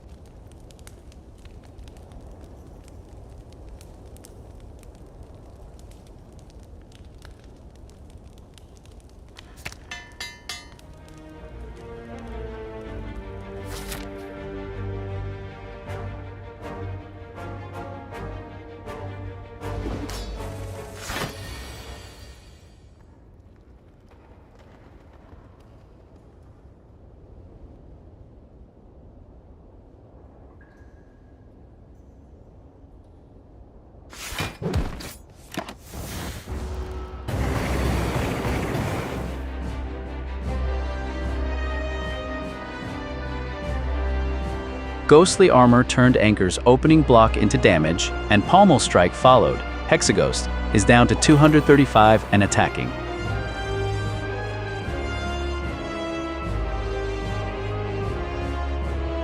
I spent Speed Potion and played Evolve, gaining 5 dexterity for this turn, while preparing the deck to handle incoming status cards. Pommel Strike and Reckless Charge chipped Hexaghost to 219 without costing health. The boss fight is progressing cleanly so far.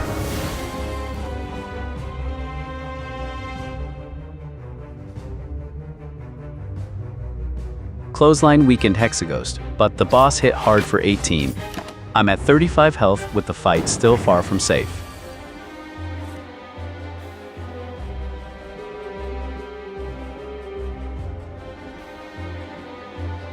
Perfected Strike and Iron Wave cut Hexaghost to 180. Evolve also brought upgraded Fire Breathing into hand for the next cycle.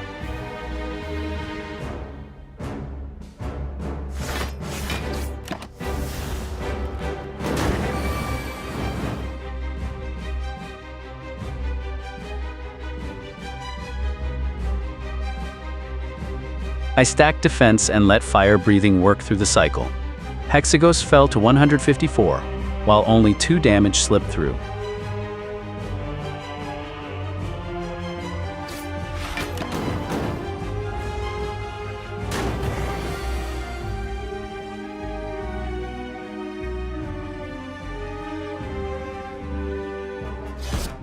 I pushed Hexaghost to 132 and survived another hit.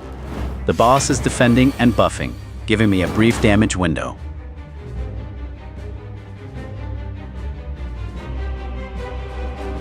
A full attack cycle dropped Hexaghost to 97, but it gained 3 strength. The boss is weakened in health, not in threat.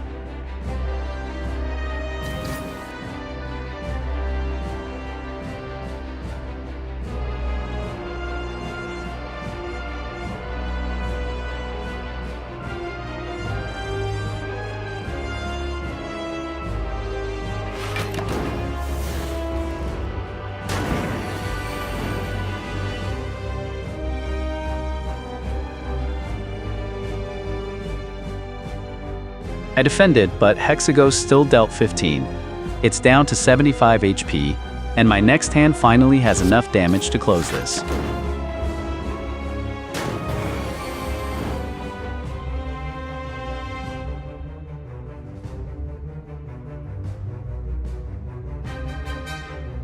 Reckless Charge and Perfected Strike cut Hexaghost to 30, but 6 damage got through.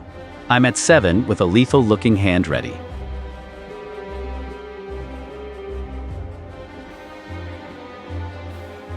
Hexaghost is at 30 HP, and I have 3 strikes plus Body Slam. The finish is available, but I'm still at 7 health.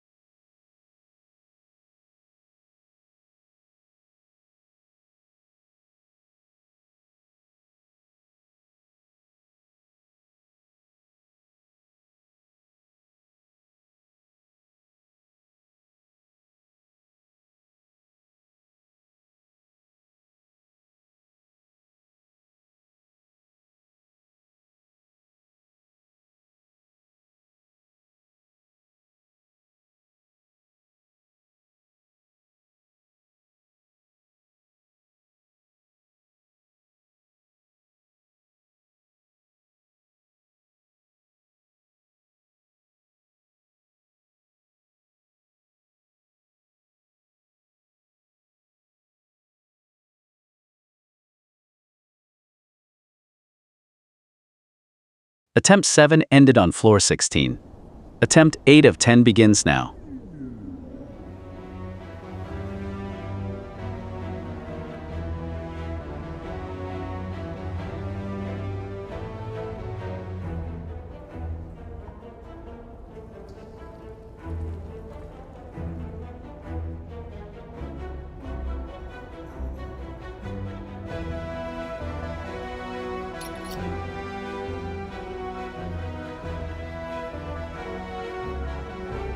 I'm trading the starting gold to transform 2 weak cards, keeping Burning Blood instead of gambling on a boss relic.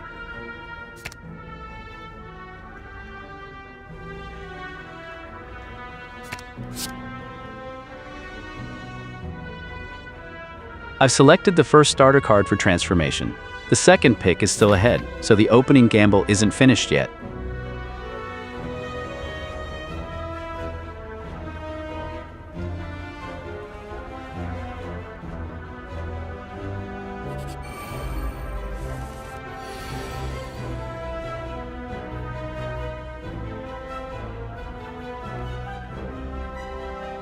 Niao is behind us and Burning Blood stays intact. Now I'm opening the run against 2 louses with a clean 3 energy hand.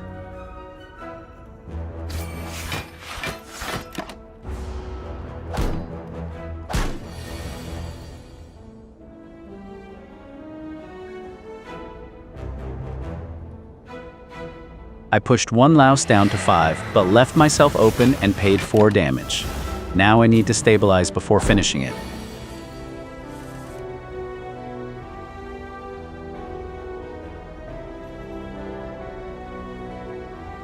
I kept my health intact while setting up the next cycle, but the full health louse is now attacking with extra strength.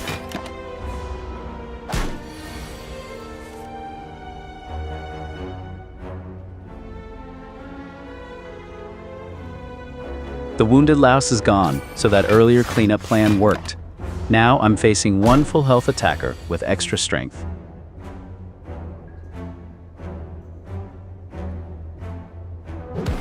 I chipped the last louse to 9 without taking damage. It's buffing now, giving me a safer window to finish the fight.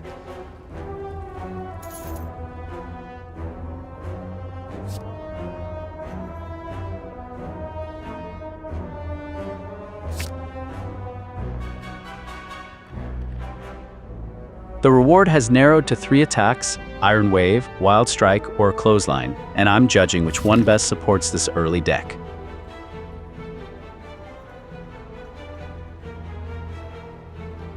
I passed on adding an attack and took Duplication Potion instead. Now the route leads into an unknown room with 11 gold banked.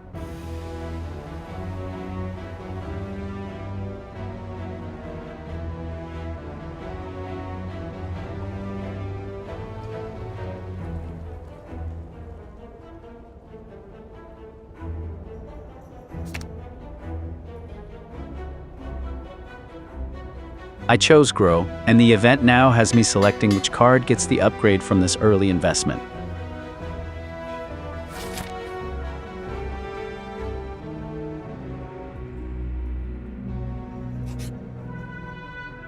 I upgraded Iron Wave through the event on left at full health. Now the route points to another unknown room.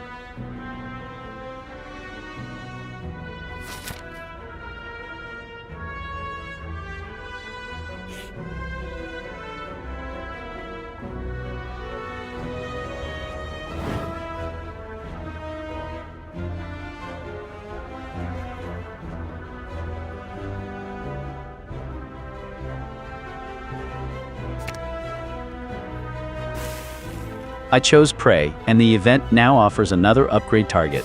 Disarm is showing its upgraded form among the options.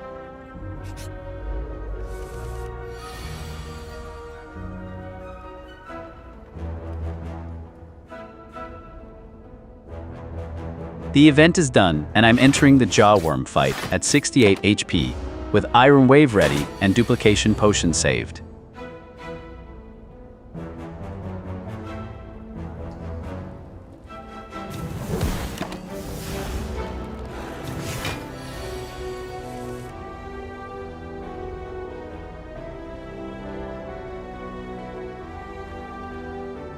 I shaved Jaw Worm to 25 without losing health, but it's attacking while vulnerable, so defense matters more than greed now.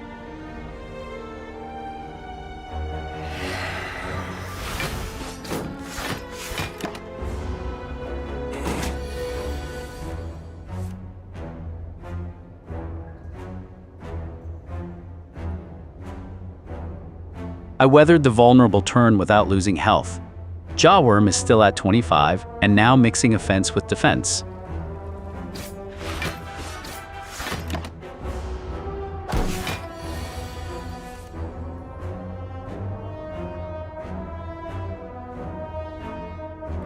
I cut Jaw Worm to 14 while staying healthy. It's spending this turn buffing, so the finish is finally within reach.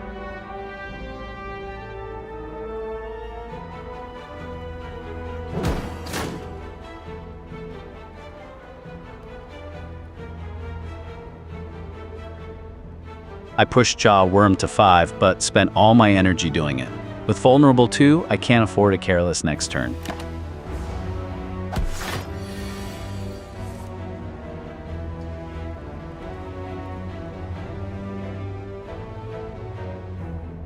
That exposed end turn cost me 14 health, but Jaw Worm stayed at 5. I've got 3 energy now to close this out.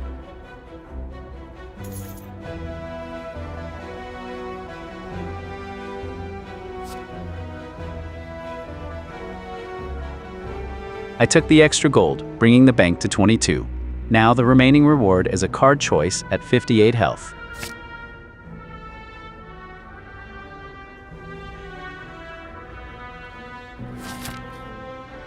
I'm taking Heavy Blade here. Mitigation is already covered, and I need a real damage threat that can scale with future strength.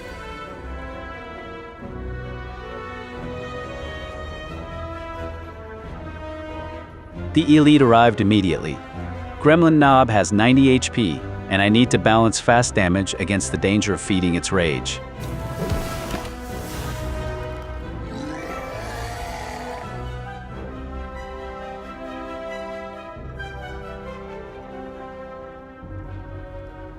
I only chipped Knob to 82, but lowered its strength by 3. It's vulnerable now, so the next damage window matters.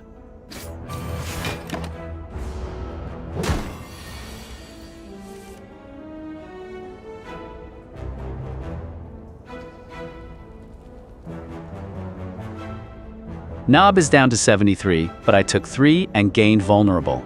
Heavy Blade is finally in hand for the next damage push.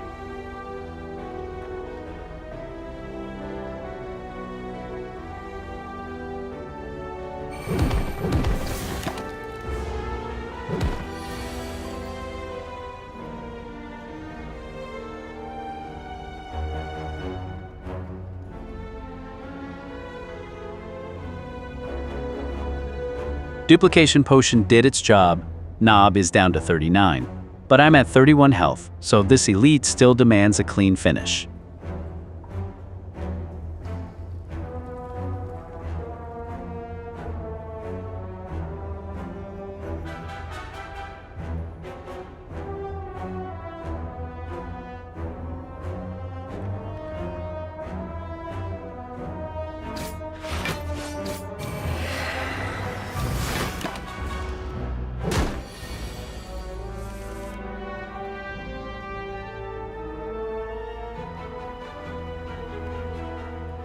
I dealt 11, but Knob hit back for 14 and gained strength. At 17 health, every remaining point of damage matters.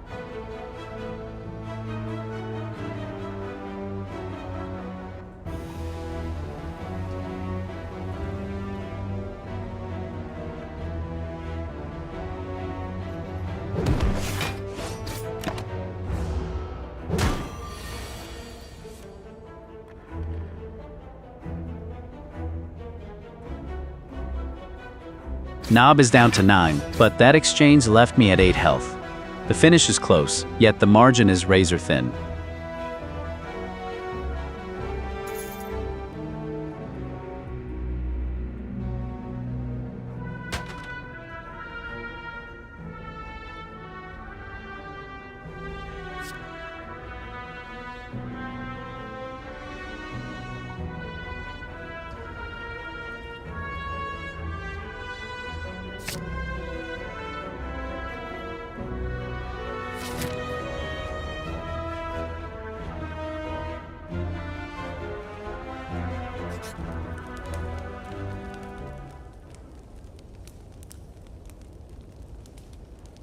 At 14 health, this rest site offers rest, smith, or recall.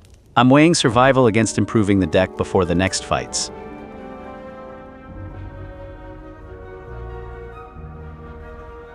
I chose rest and recovered 24 health, bringing me to 38. Survival won that decision, and the next route is open.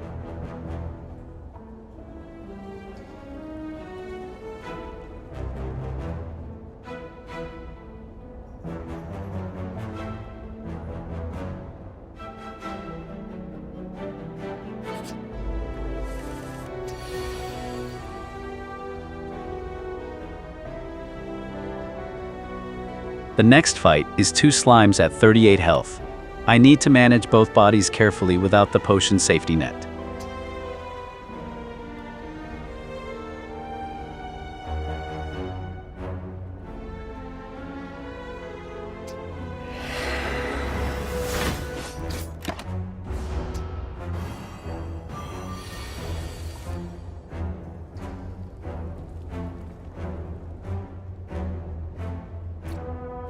I softened Acid Slime to 8 without losing health, but both debuffs landed.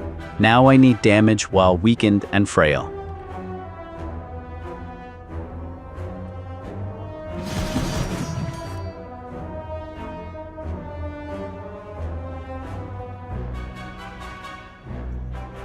Acid Slime is gone, and Spike Slime is down to 24, but I've spent most of my energy.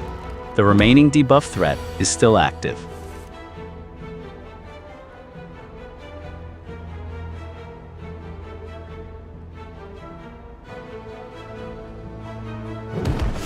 Spike Slime's strength has reduced by 3, and I'm back to 3 energy at 31 health, with Heavy Blade available.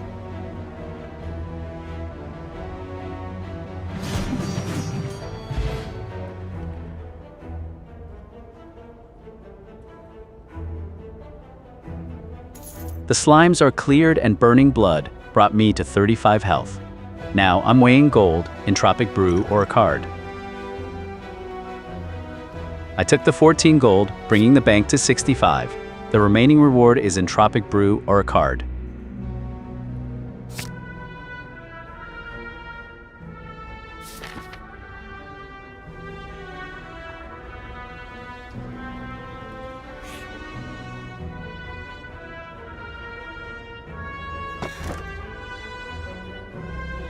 The treasure room is here. I'm opening the chest before the next route, with 35 health and Entropic Brew secured.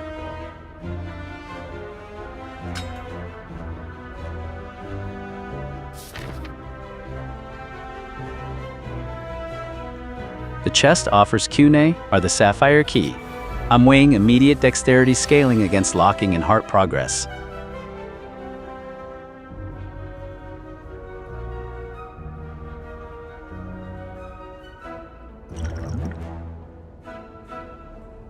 I took xhigh, and the next fight is a looter threatening 20 gold. I need to win before it escapes with my bank.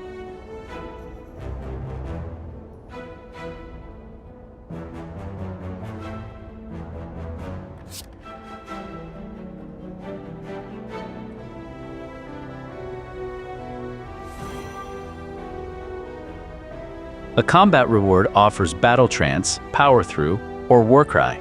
Fairy in a Bottle is also secured, while the looter remains untouched.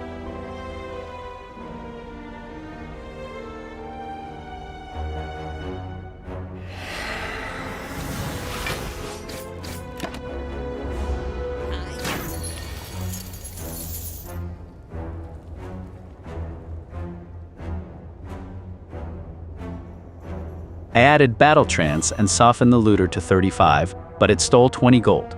The fight is now about recovering that loss.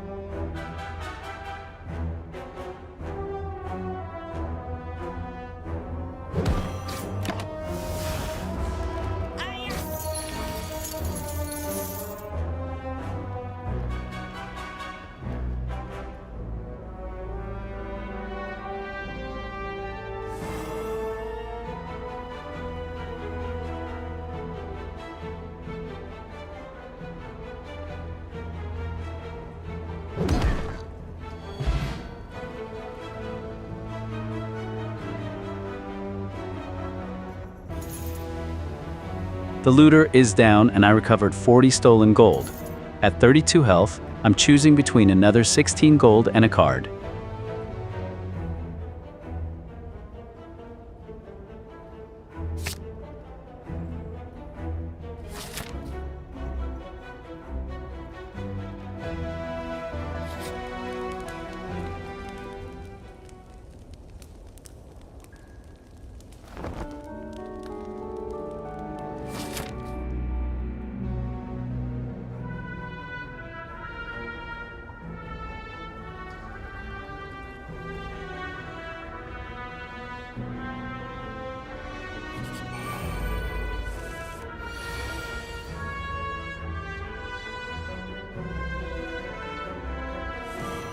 Two fungi beasts are blocking the route at 56 health. Each carries Spore Cloud too, so I need a clean multi-target plan.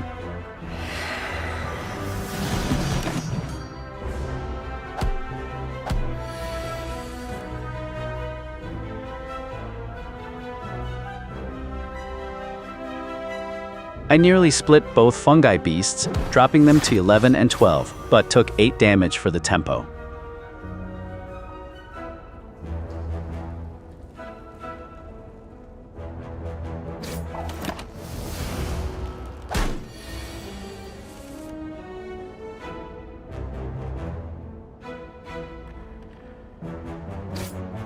One fungi beast is gone, and xhigh has started paying off with dexterity. The last is at 6 and currently buffing.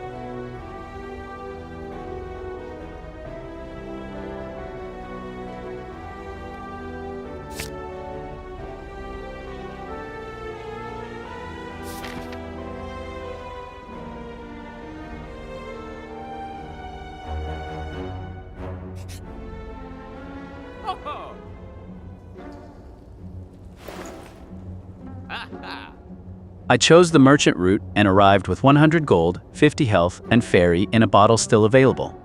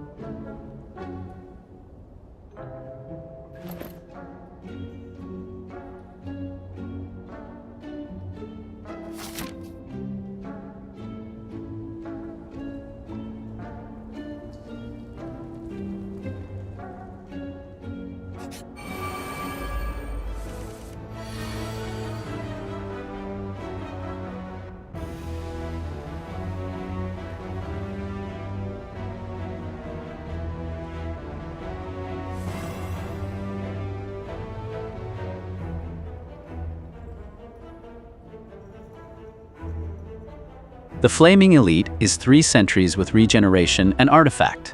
I'm at 50 health with fairy in a bottle ready.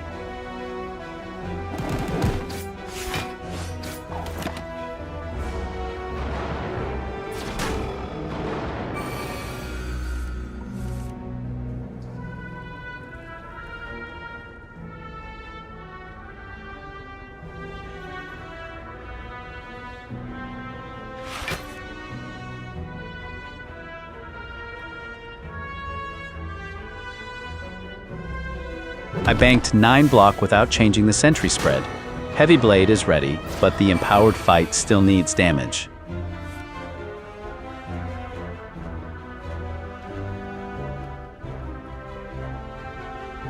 I pushed the focus sentry to 8, but took 11 damage and picked up a dazed. The other 2 remain untouched.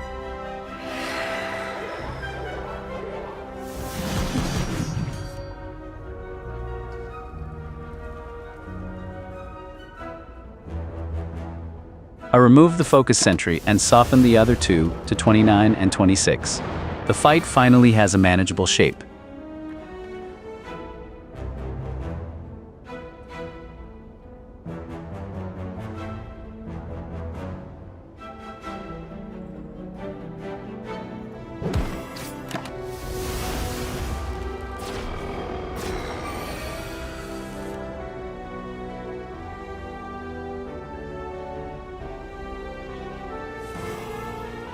That turn cost me 20 health, but one sentry is down to 9 and vulnerable.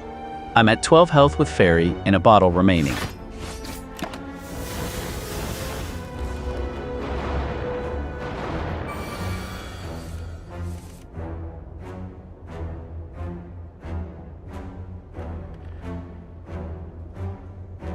The vulnerable sentry is down to 5, but regeneration pushed the other to 38. I'm still at 12 health with the fight hanging on the finish.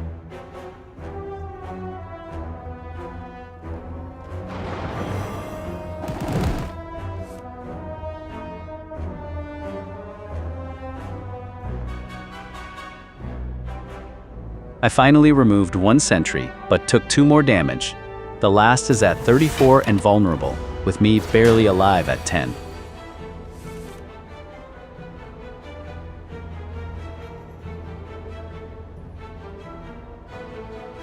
I softened the last sentry's strength by 3, but regeneration brought it to 37. I'm at 9 health and still need the finish.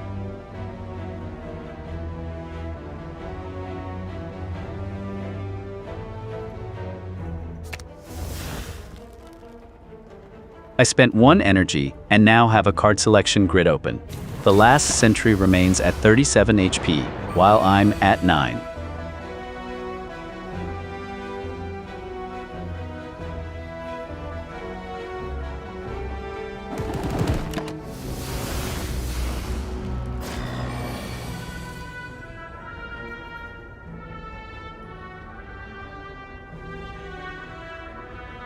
I cut the sentry to 22, but that attack cost 6 health. I'm at 3 now, with Fairy in a bottle as my last safety net.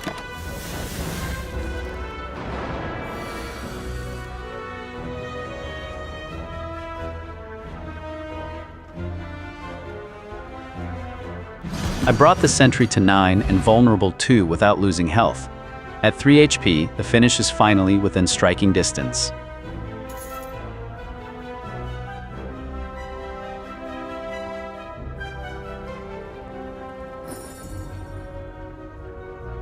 I survived the Flaming Elite at 9 health and collected 33 gold.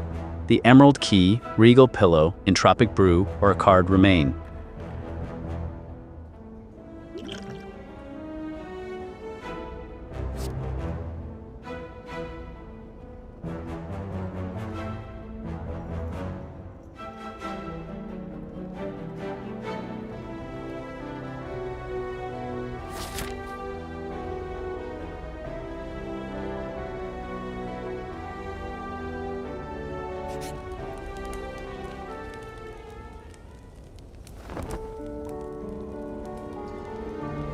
The campfire is here at 9 health, with Regal Pillow making rest more valuable. Smith and Recall remain available too.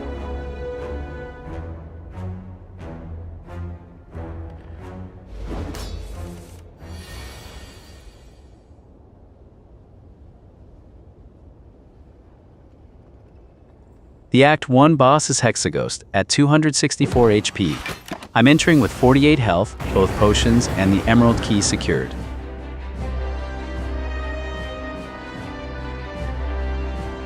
I chipped Hexaghost to 256 without losing health. It's vulnerable now, giving this boss fight an immediate damage window.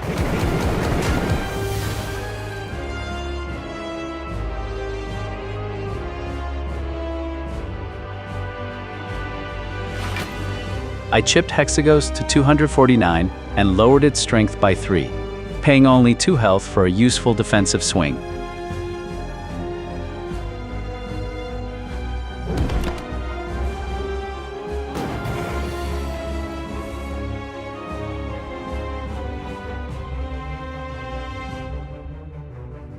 I dealt 14 more without losing health, bringing Hexaghost to 235, while its strength remains reduced by 3.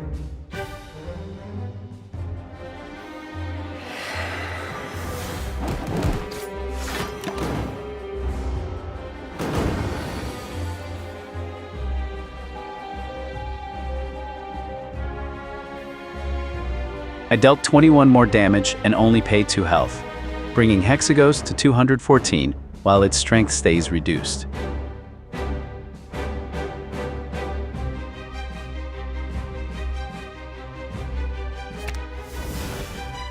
I spent 1 energy and opened a card selection grid, while Hexagos holds at 214 HP and -3 strength.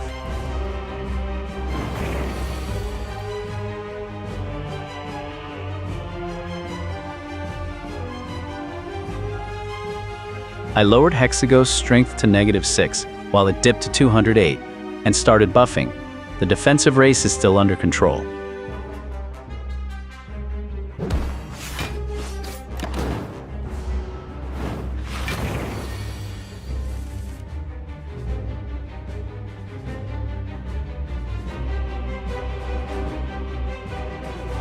I dealt 15 more damage, bringing Hexagos to 193. It's vulnerable and back to -3 strength, but I remain healthy at 44.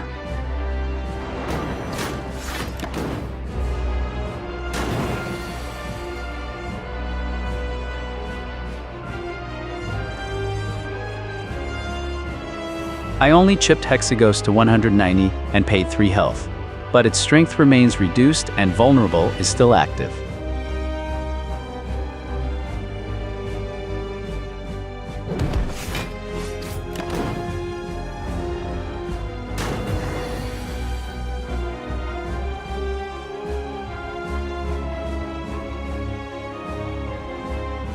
I dealt 28 more damage without taking a hit, bringing Hexagos to 162. Its vulnerable is gone, but the boss is steadily shrinking.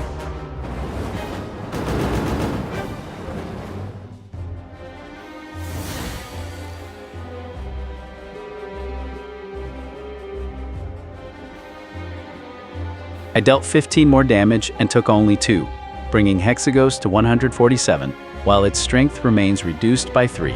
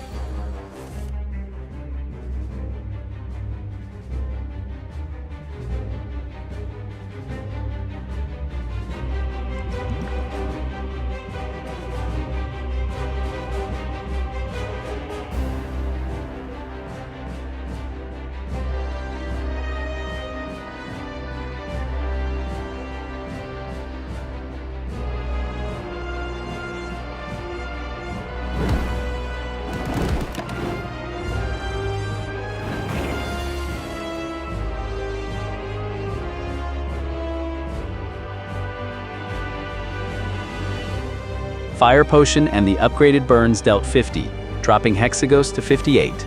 I'm at 10 health with Fairy and a bottle remaining.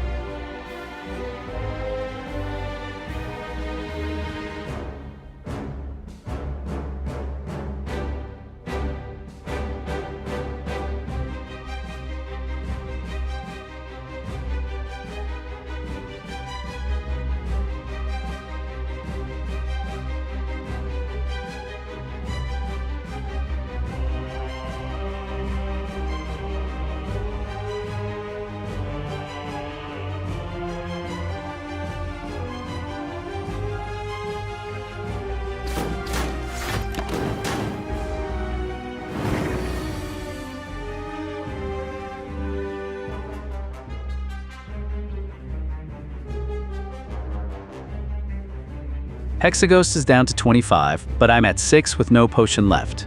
This is now a pure damage versus survival finish.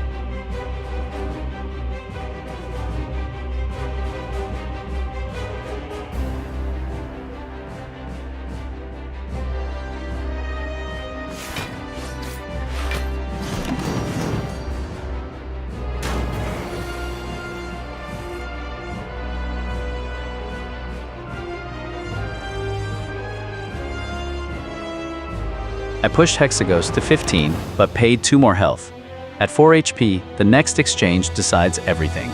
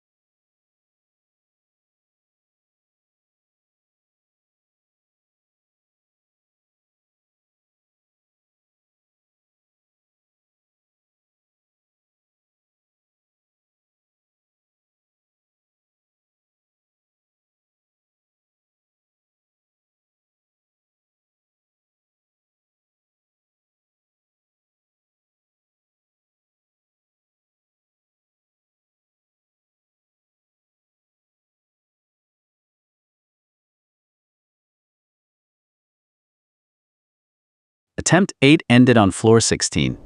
Attempt 9 of 10 begins now.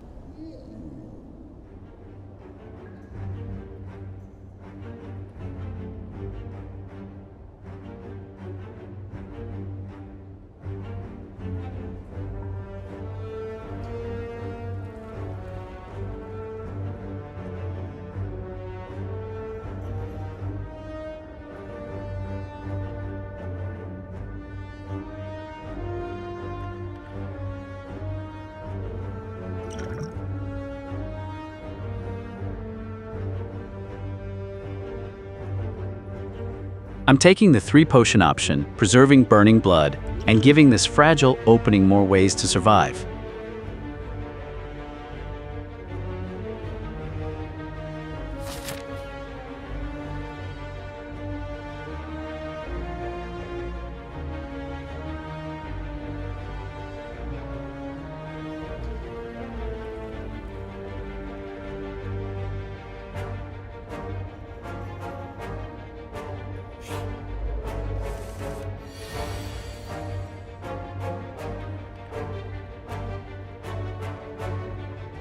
took the right-hand enemy route, and now the first fight is live.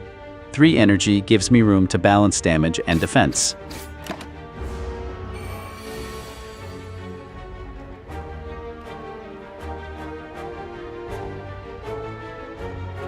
I spent the opening energy pressuring the cultist while it buffed, and now bash plus defense gives me a cleaner second turn.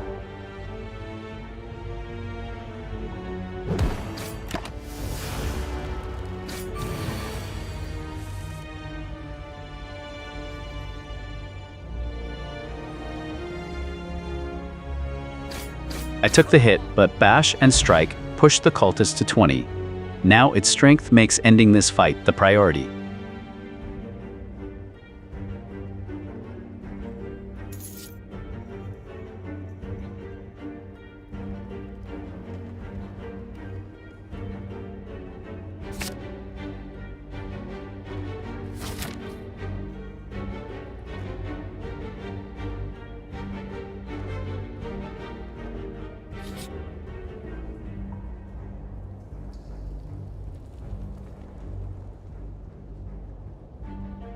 I took the unknown route, and it opened an event offering heal, purify, or leave while my health remains intact.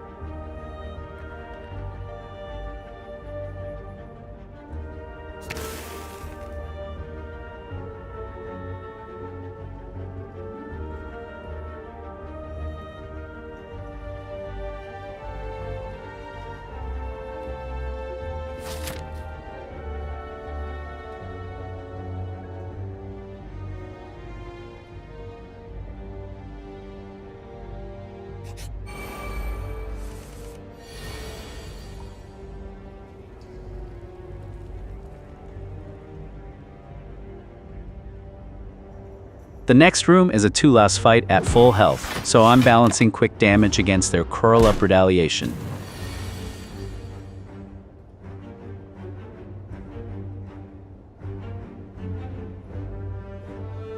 Bash cracked 1 louse down to 8 and the defense softened the retaliation.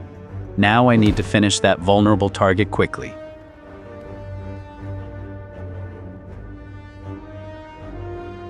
Headbutt finished the weakened louse, so the fight is now a 1-target cleanup with 2 energy still available.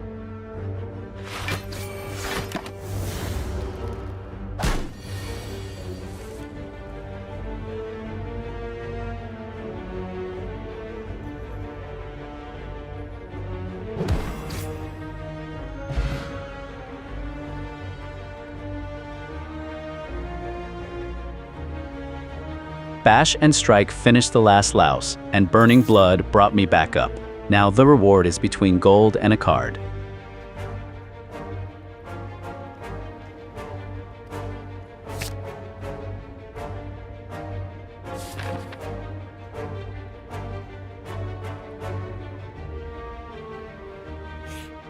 I'm taking corruption over immediate comfort, accepting a clunky Act 1 now to build toward exhaust payoffs later.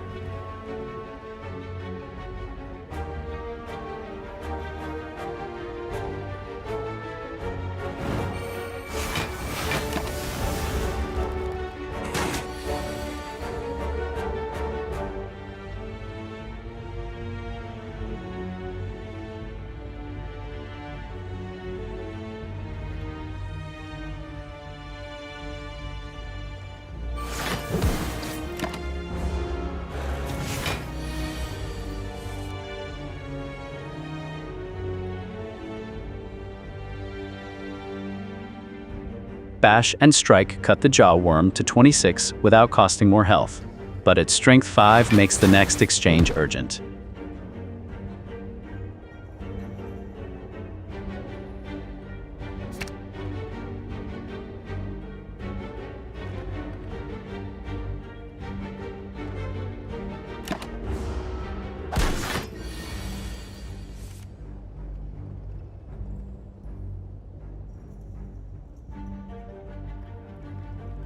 I let the lethal turn slip and paid for it with a heavy hit.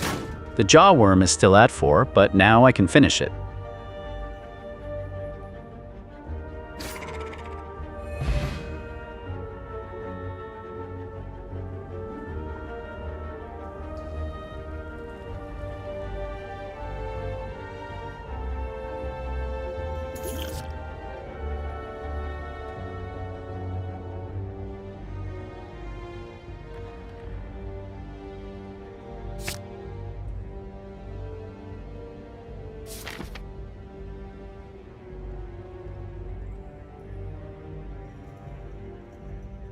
I'm taking Clothesline to add immediate control around corruption, trading a little deck space for safer fights now.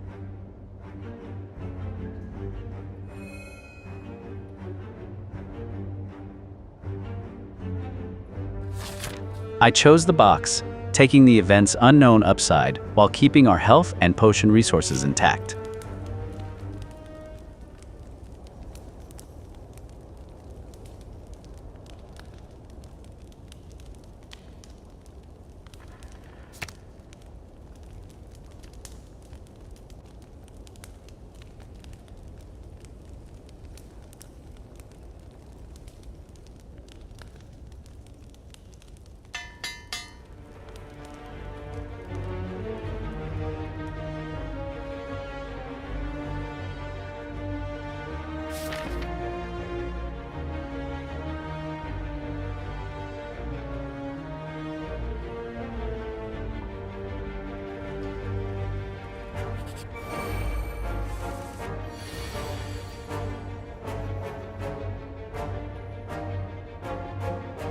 The forced fight is 2 fungi beasts with Spore Cloud, so I need to manage damage before their debuffs compound.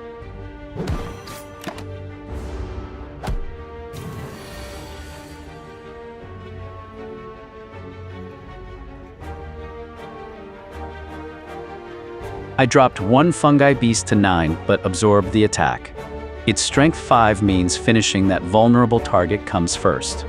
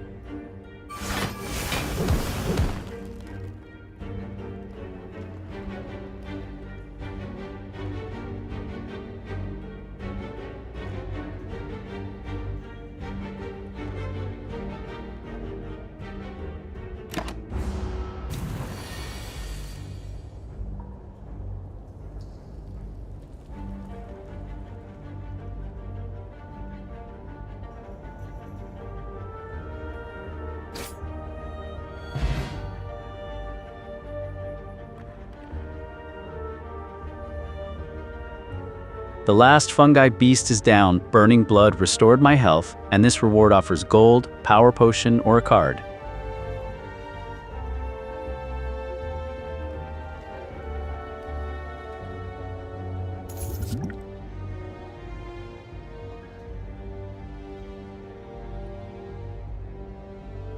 I secured the power potion and gold, and now I'm choosing whether to add Flex, Battle Trance, or Reckless Charge.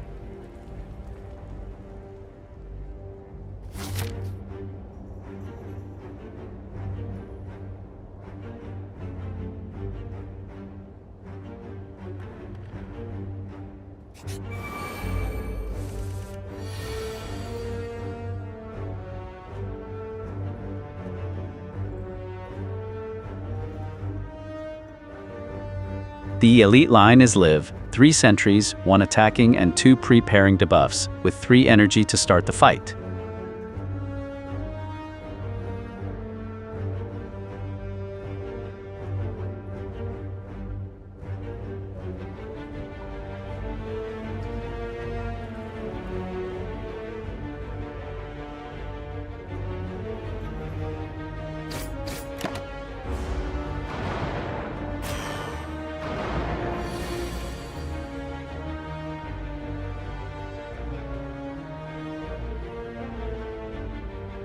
I paid 10 health to damage the center sentry, but all 3 remain. Corruption Plus and Battle Trance now give me a stronger turn.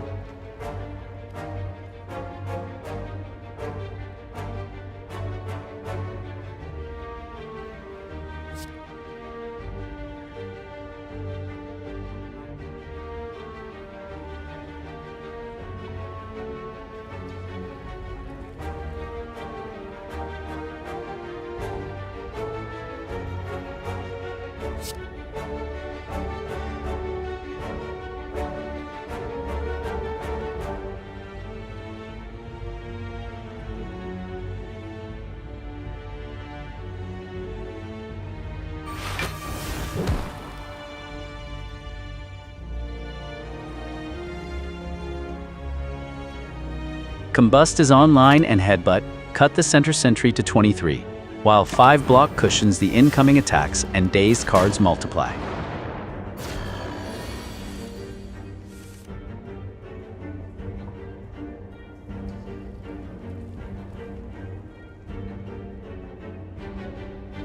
The sentries punched through for 16, but Combust chipped all 3.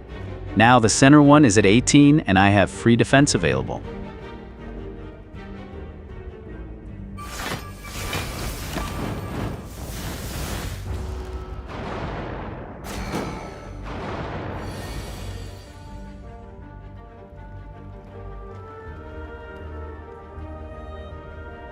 I stabilized behind free defense and pushed the center sentry to 7.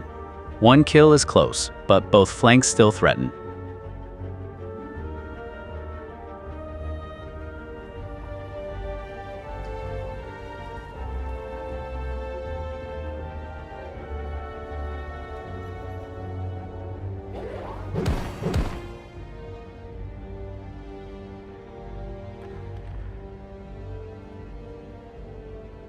I spent Fear Potion to set up the left sentry, then Bash and Headbutt left it at 10 with Vulnerable 2.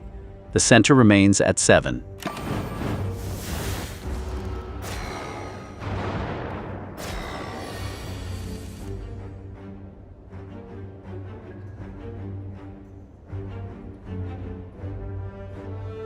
That turn hurt badly, 21 damage, but Combust left 2 sentries nearly dead at 5 and 2, so I must convert now.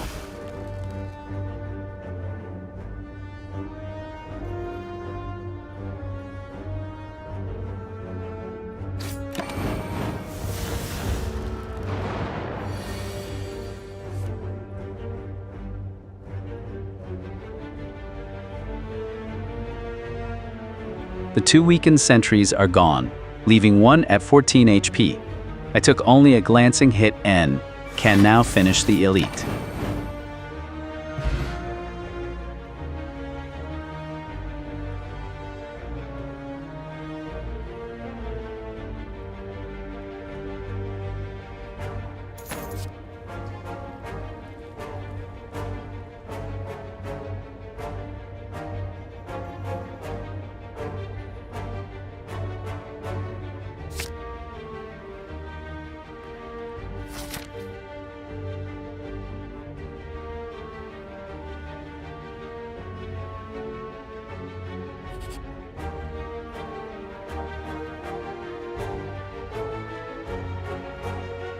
I took the treasure route and the chest is ready to open.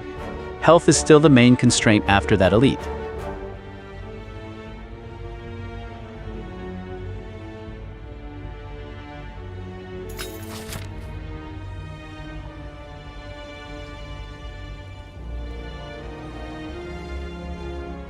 The chest delivered pen, nib, and gold, and now the map points straight to another elite with health still at 30.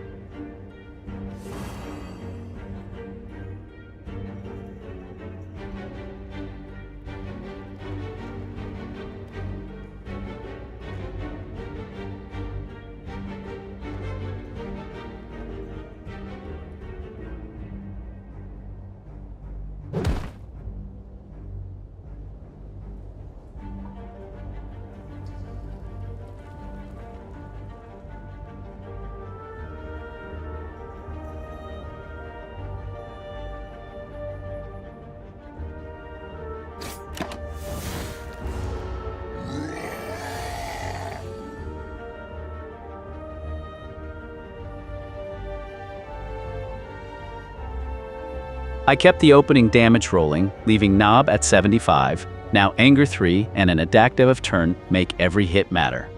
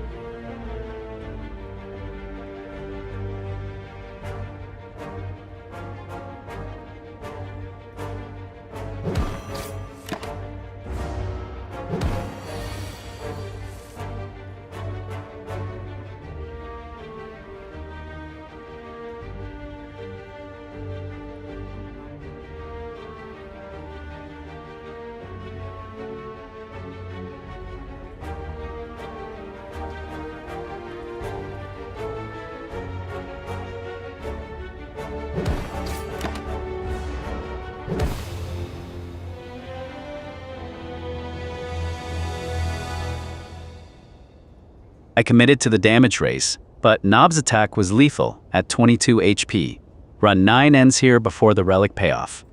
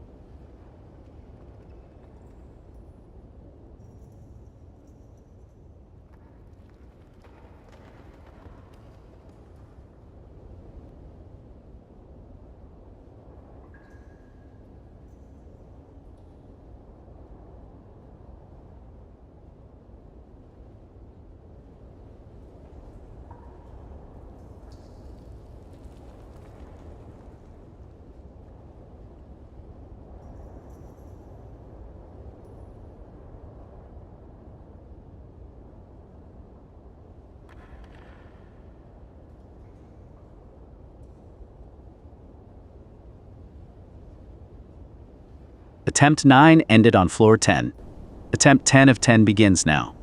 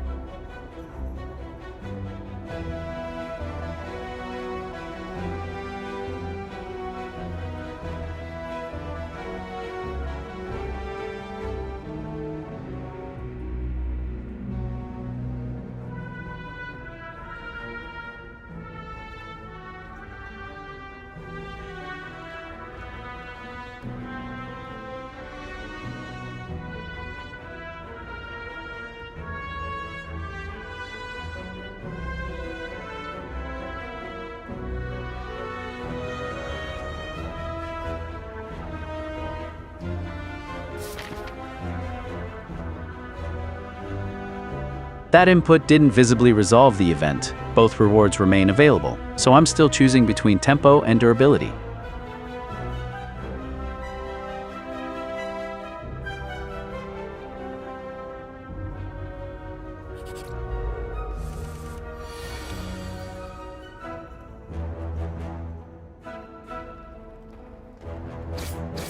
The event finally resolved in favor of durability. I'm entering the first fight at 82 max HP, with a clean starter hand.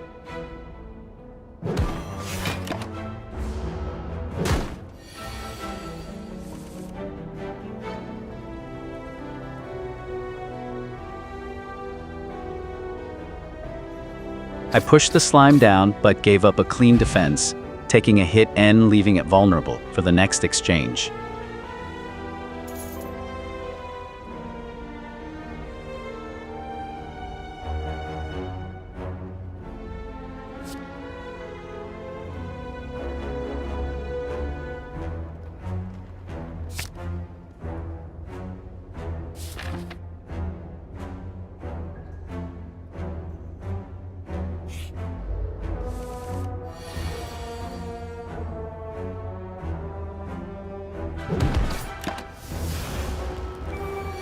I took the direct fight and opened against a cultist. Heavy blade gives his hand real damage, but I still need efficient defense.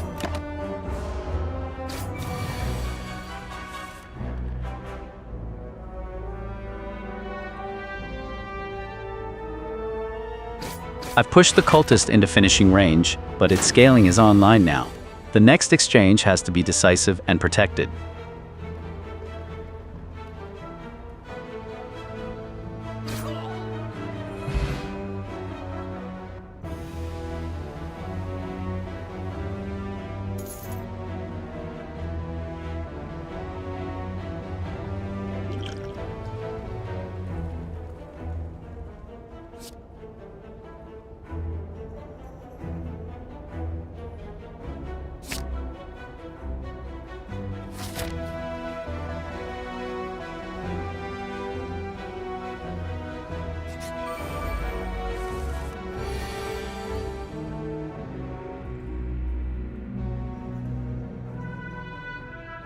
I added Wild Strike and stepped into 2 louses. Their curl up makes focus damage more valuable than spreading hits.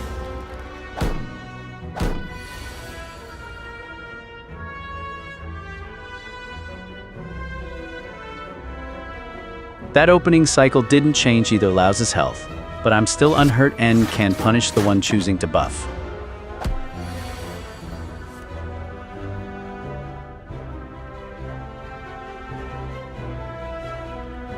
I removed 1 louse but paid 7 health and took a wound. The survivor is buffing, giving me a brief window to stabilize.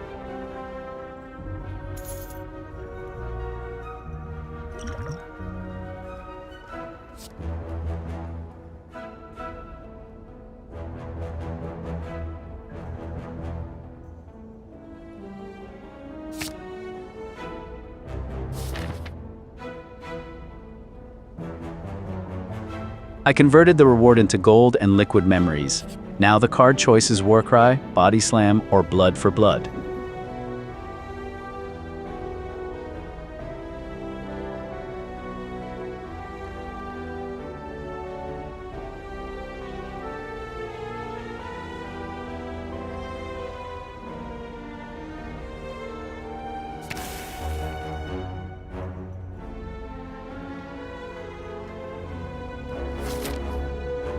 Offer opened a deck selection screen.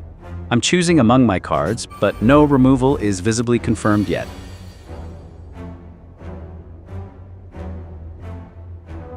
The event is behind me and a looter is already threatening my gold. This opening hand is built to race, not turtle.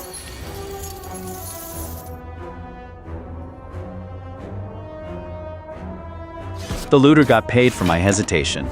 I lost 20 gold and 11 health, but cut it to 26 HP for the next push.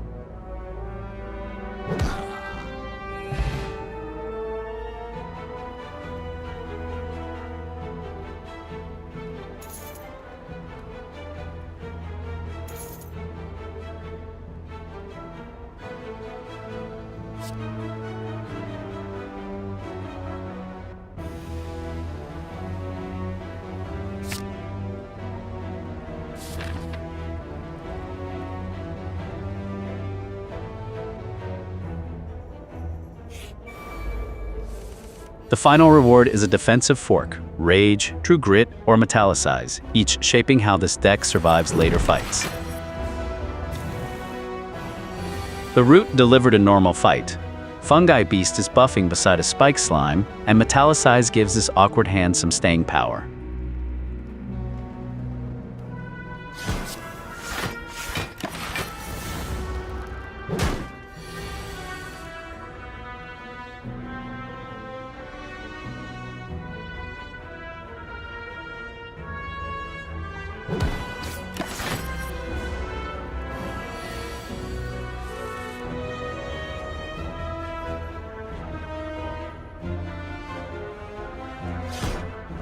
I cut the spike slime to 13 but accepted frail and vulnerable. The fight is close enough that defense now matters.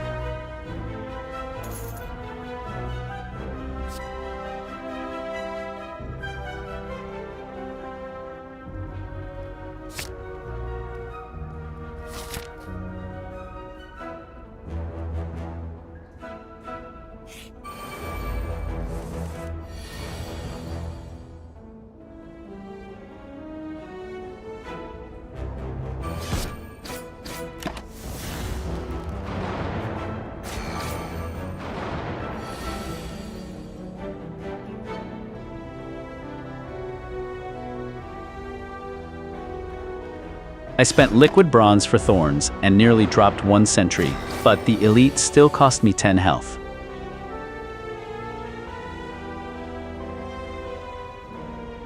One sentry is gone, but the remaining pair hit me for 10.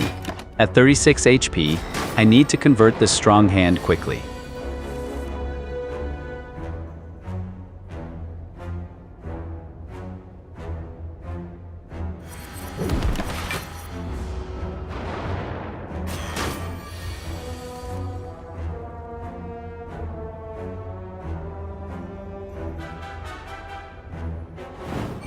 I nearly finished 1 sentry, but the other buried my hand in dazed cards. I'm down to 24 HP, with both enemies still alive.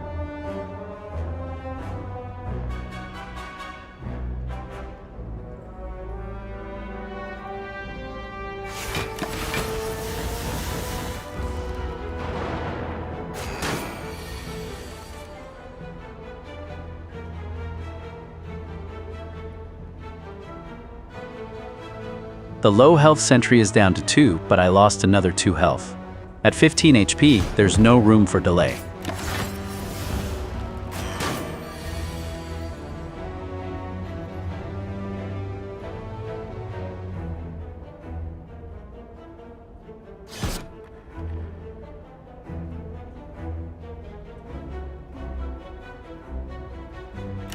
I brought the last sentry to 2 HP, but spent another energy. 1 clean hit ends this elite if I can survive the cycle.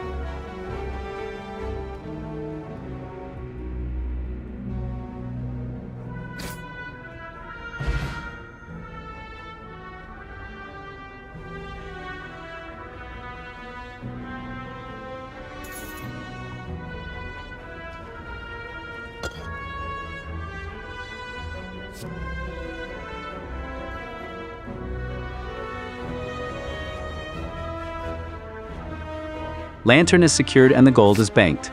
Now the Elite's card reward offers Thunderclap, Cleave, or Body Slam.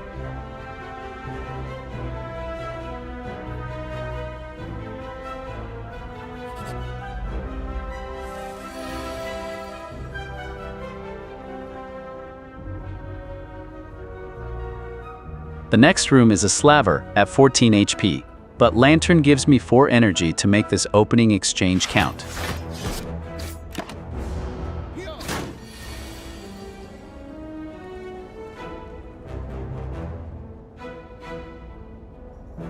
I carved the Slaver to 32, but still took 3 damage. At 11 HP, the next attack has to be answered cleanly.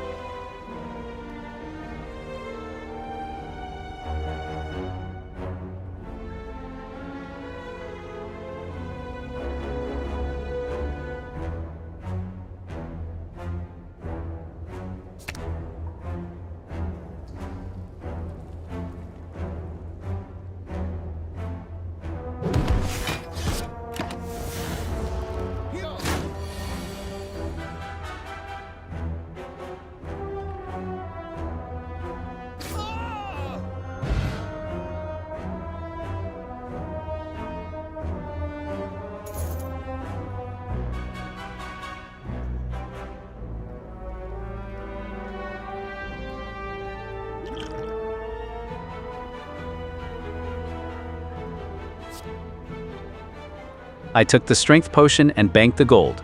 leaving only the card reward before we can reach the next route choice.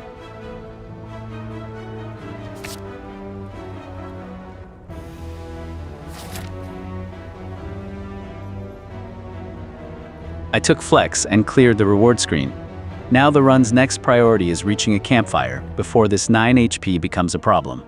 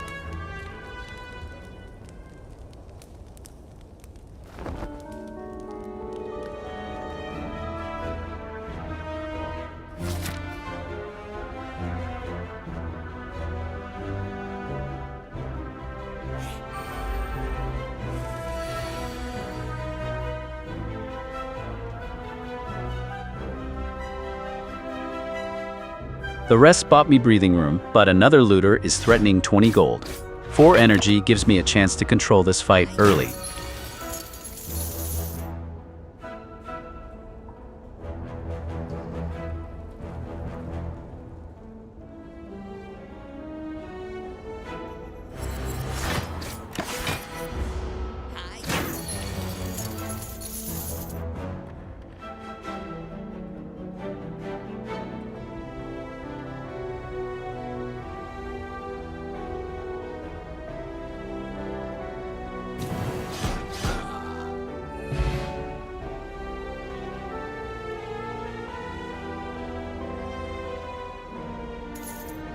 I finished the looter and recovered 6 health. Now I can reclaim stolen gold, take more gold, or add a card.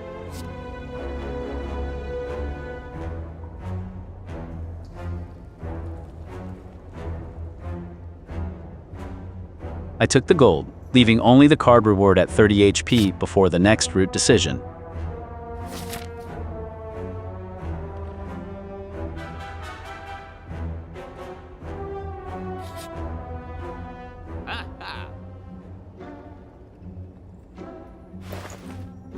I took the merchant route, arriving at the shop with 244 gold and 30 HP, to turn resources into stability.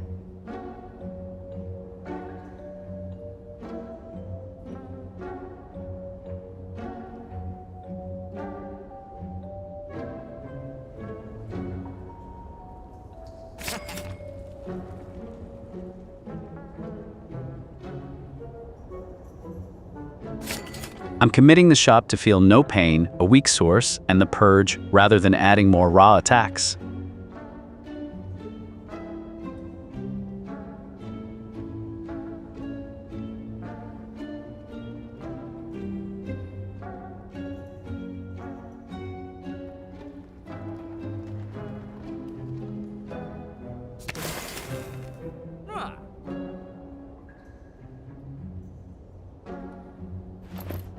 The shop has opened the purge grid. I'm selecting a card to remove, but the removal is not visibly confirmed yet.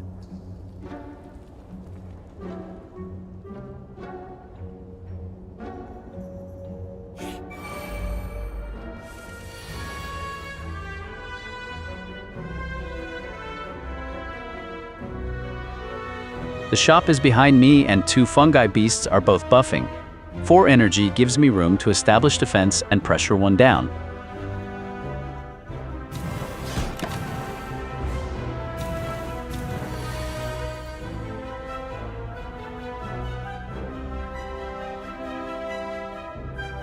I nearly dropped 1 fungi beast without taking damage, but both are now strengthened. The next turn must finish the wounded one.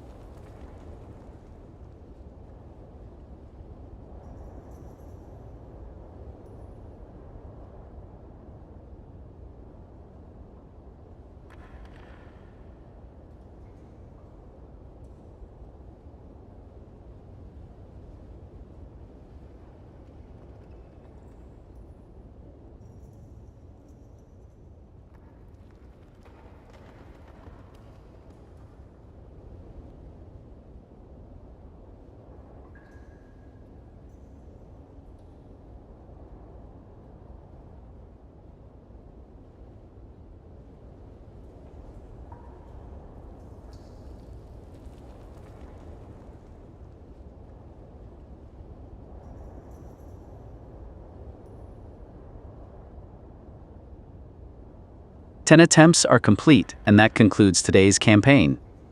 Thanks for watching and climbing the Spire with us.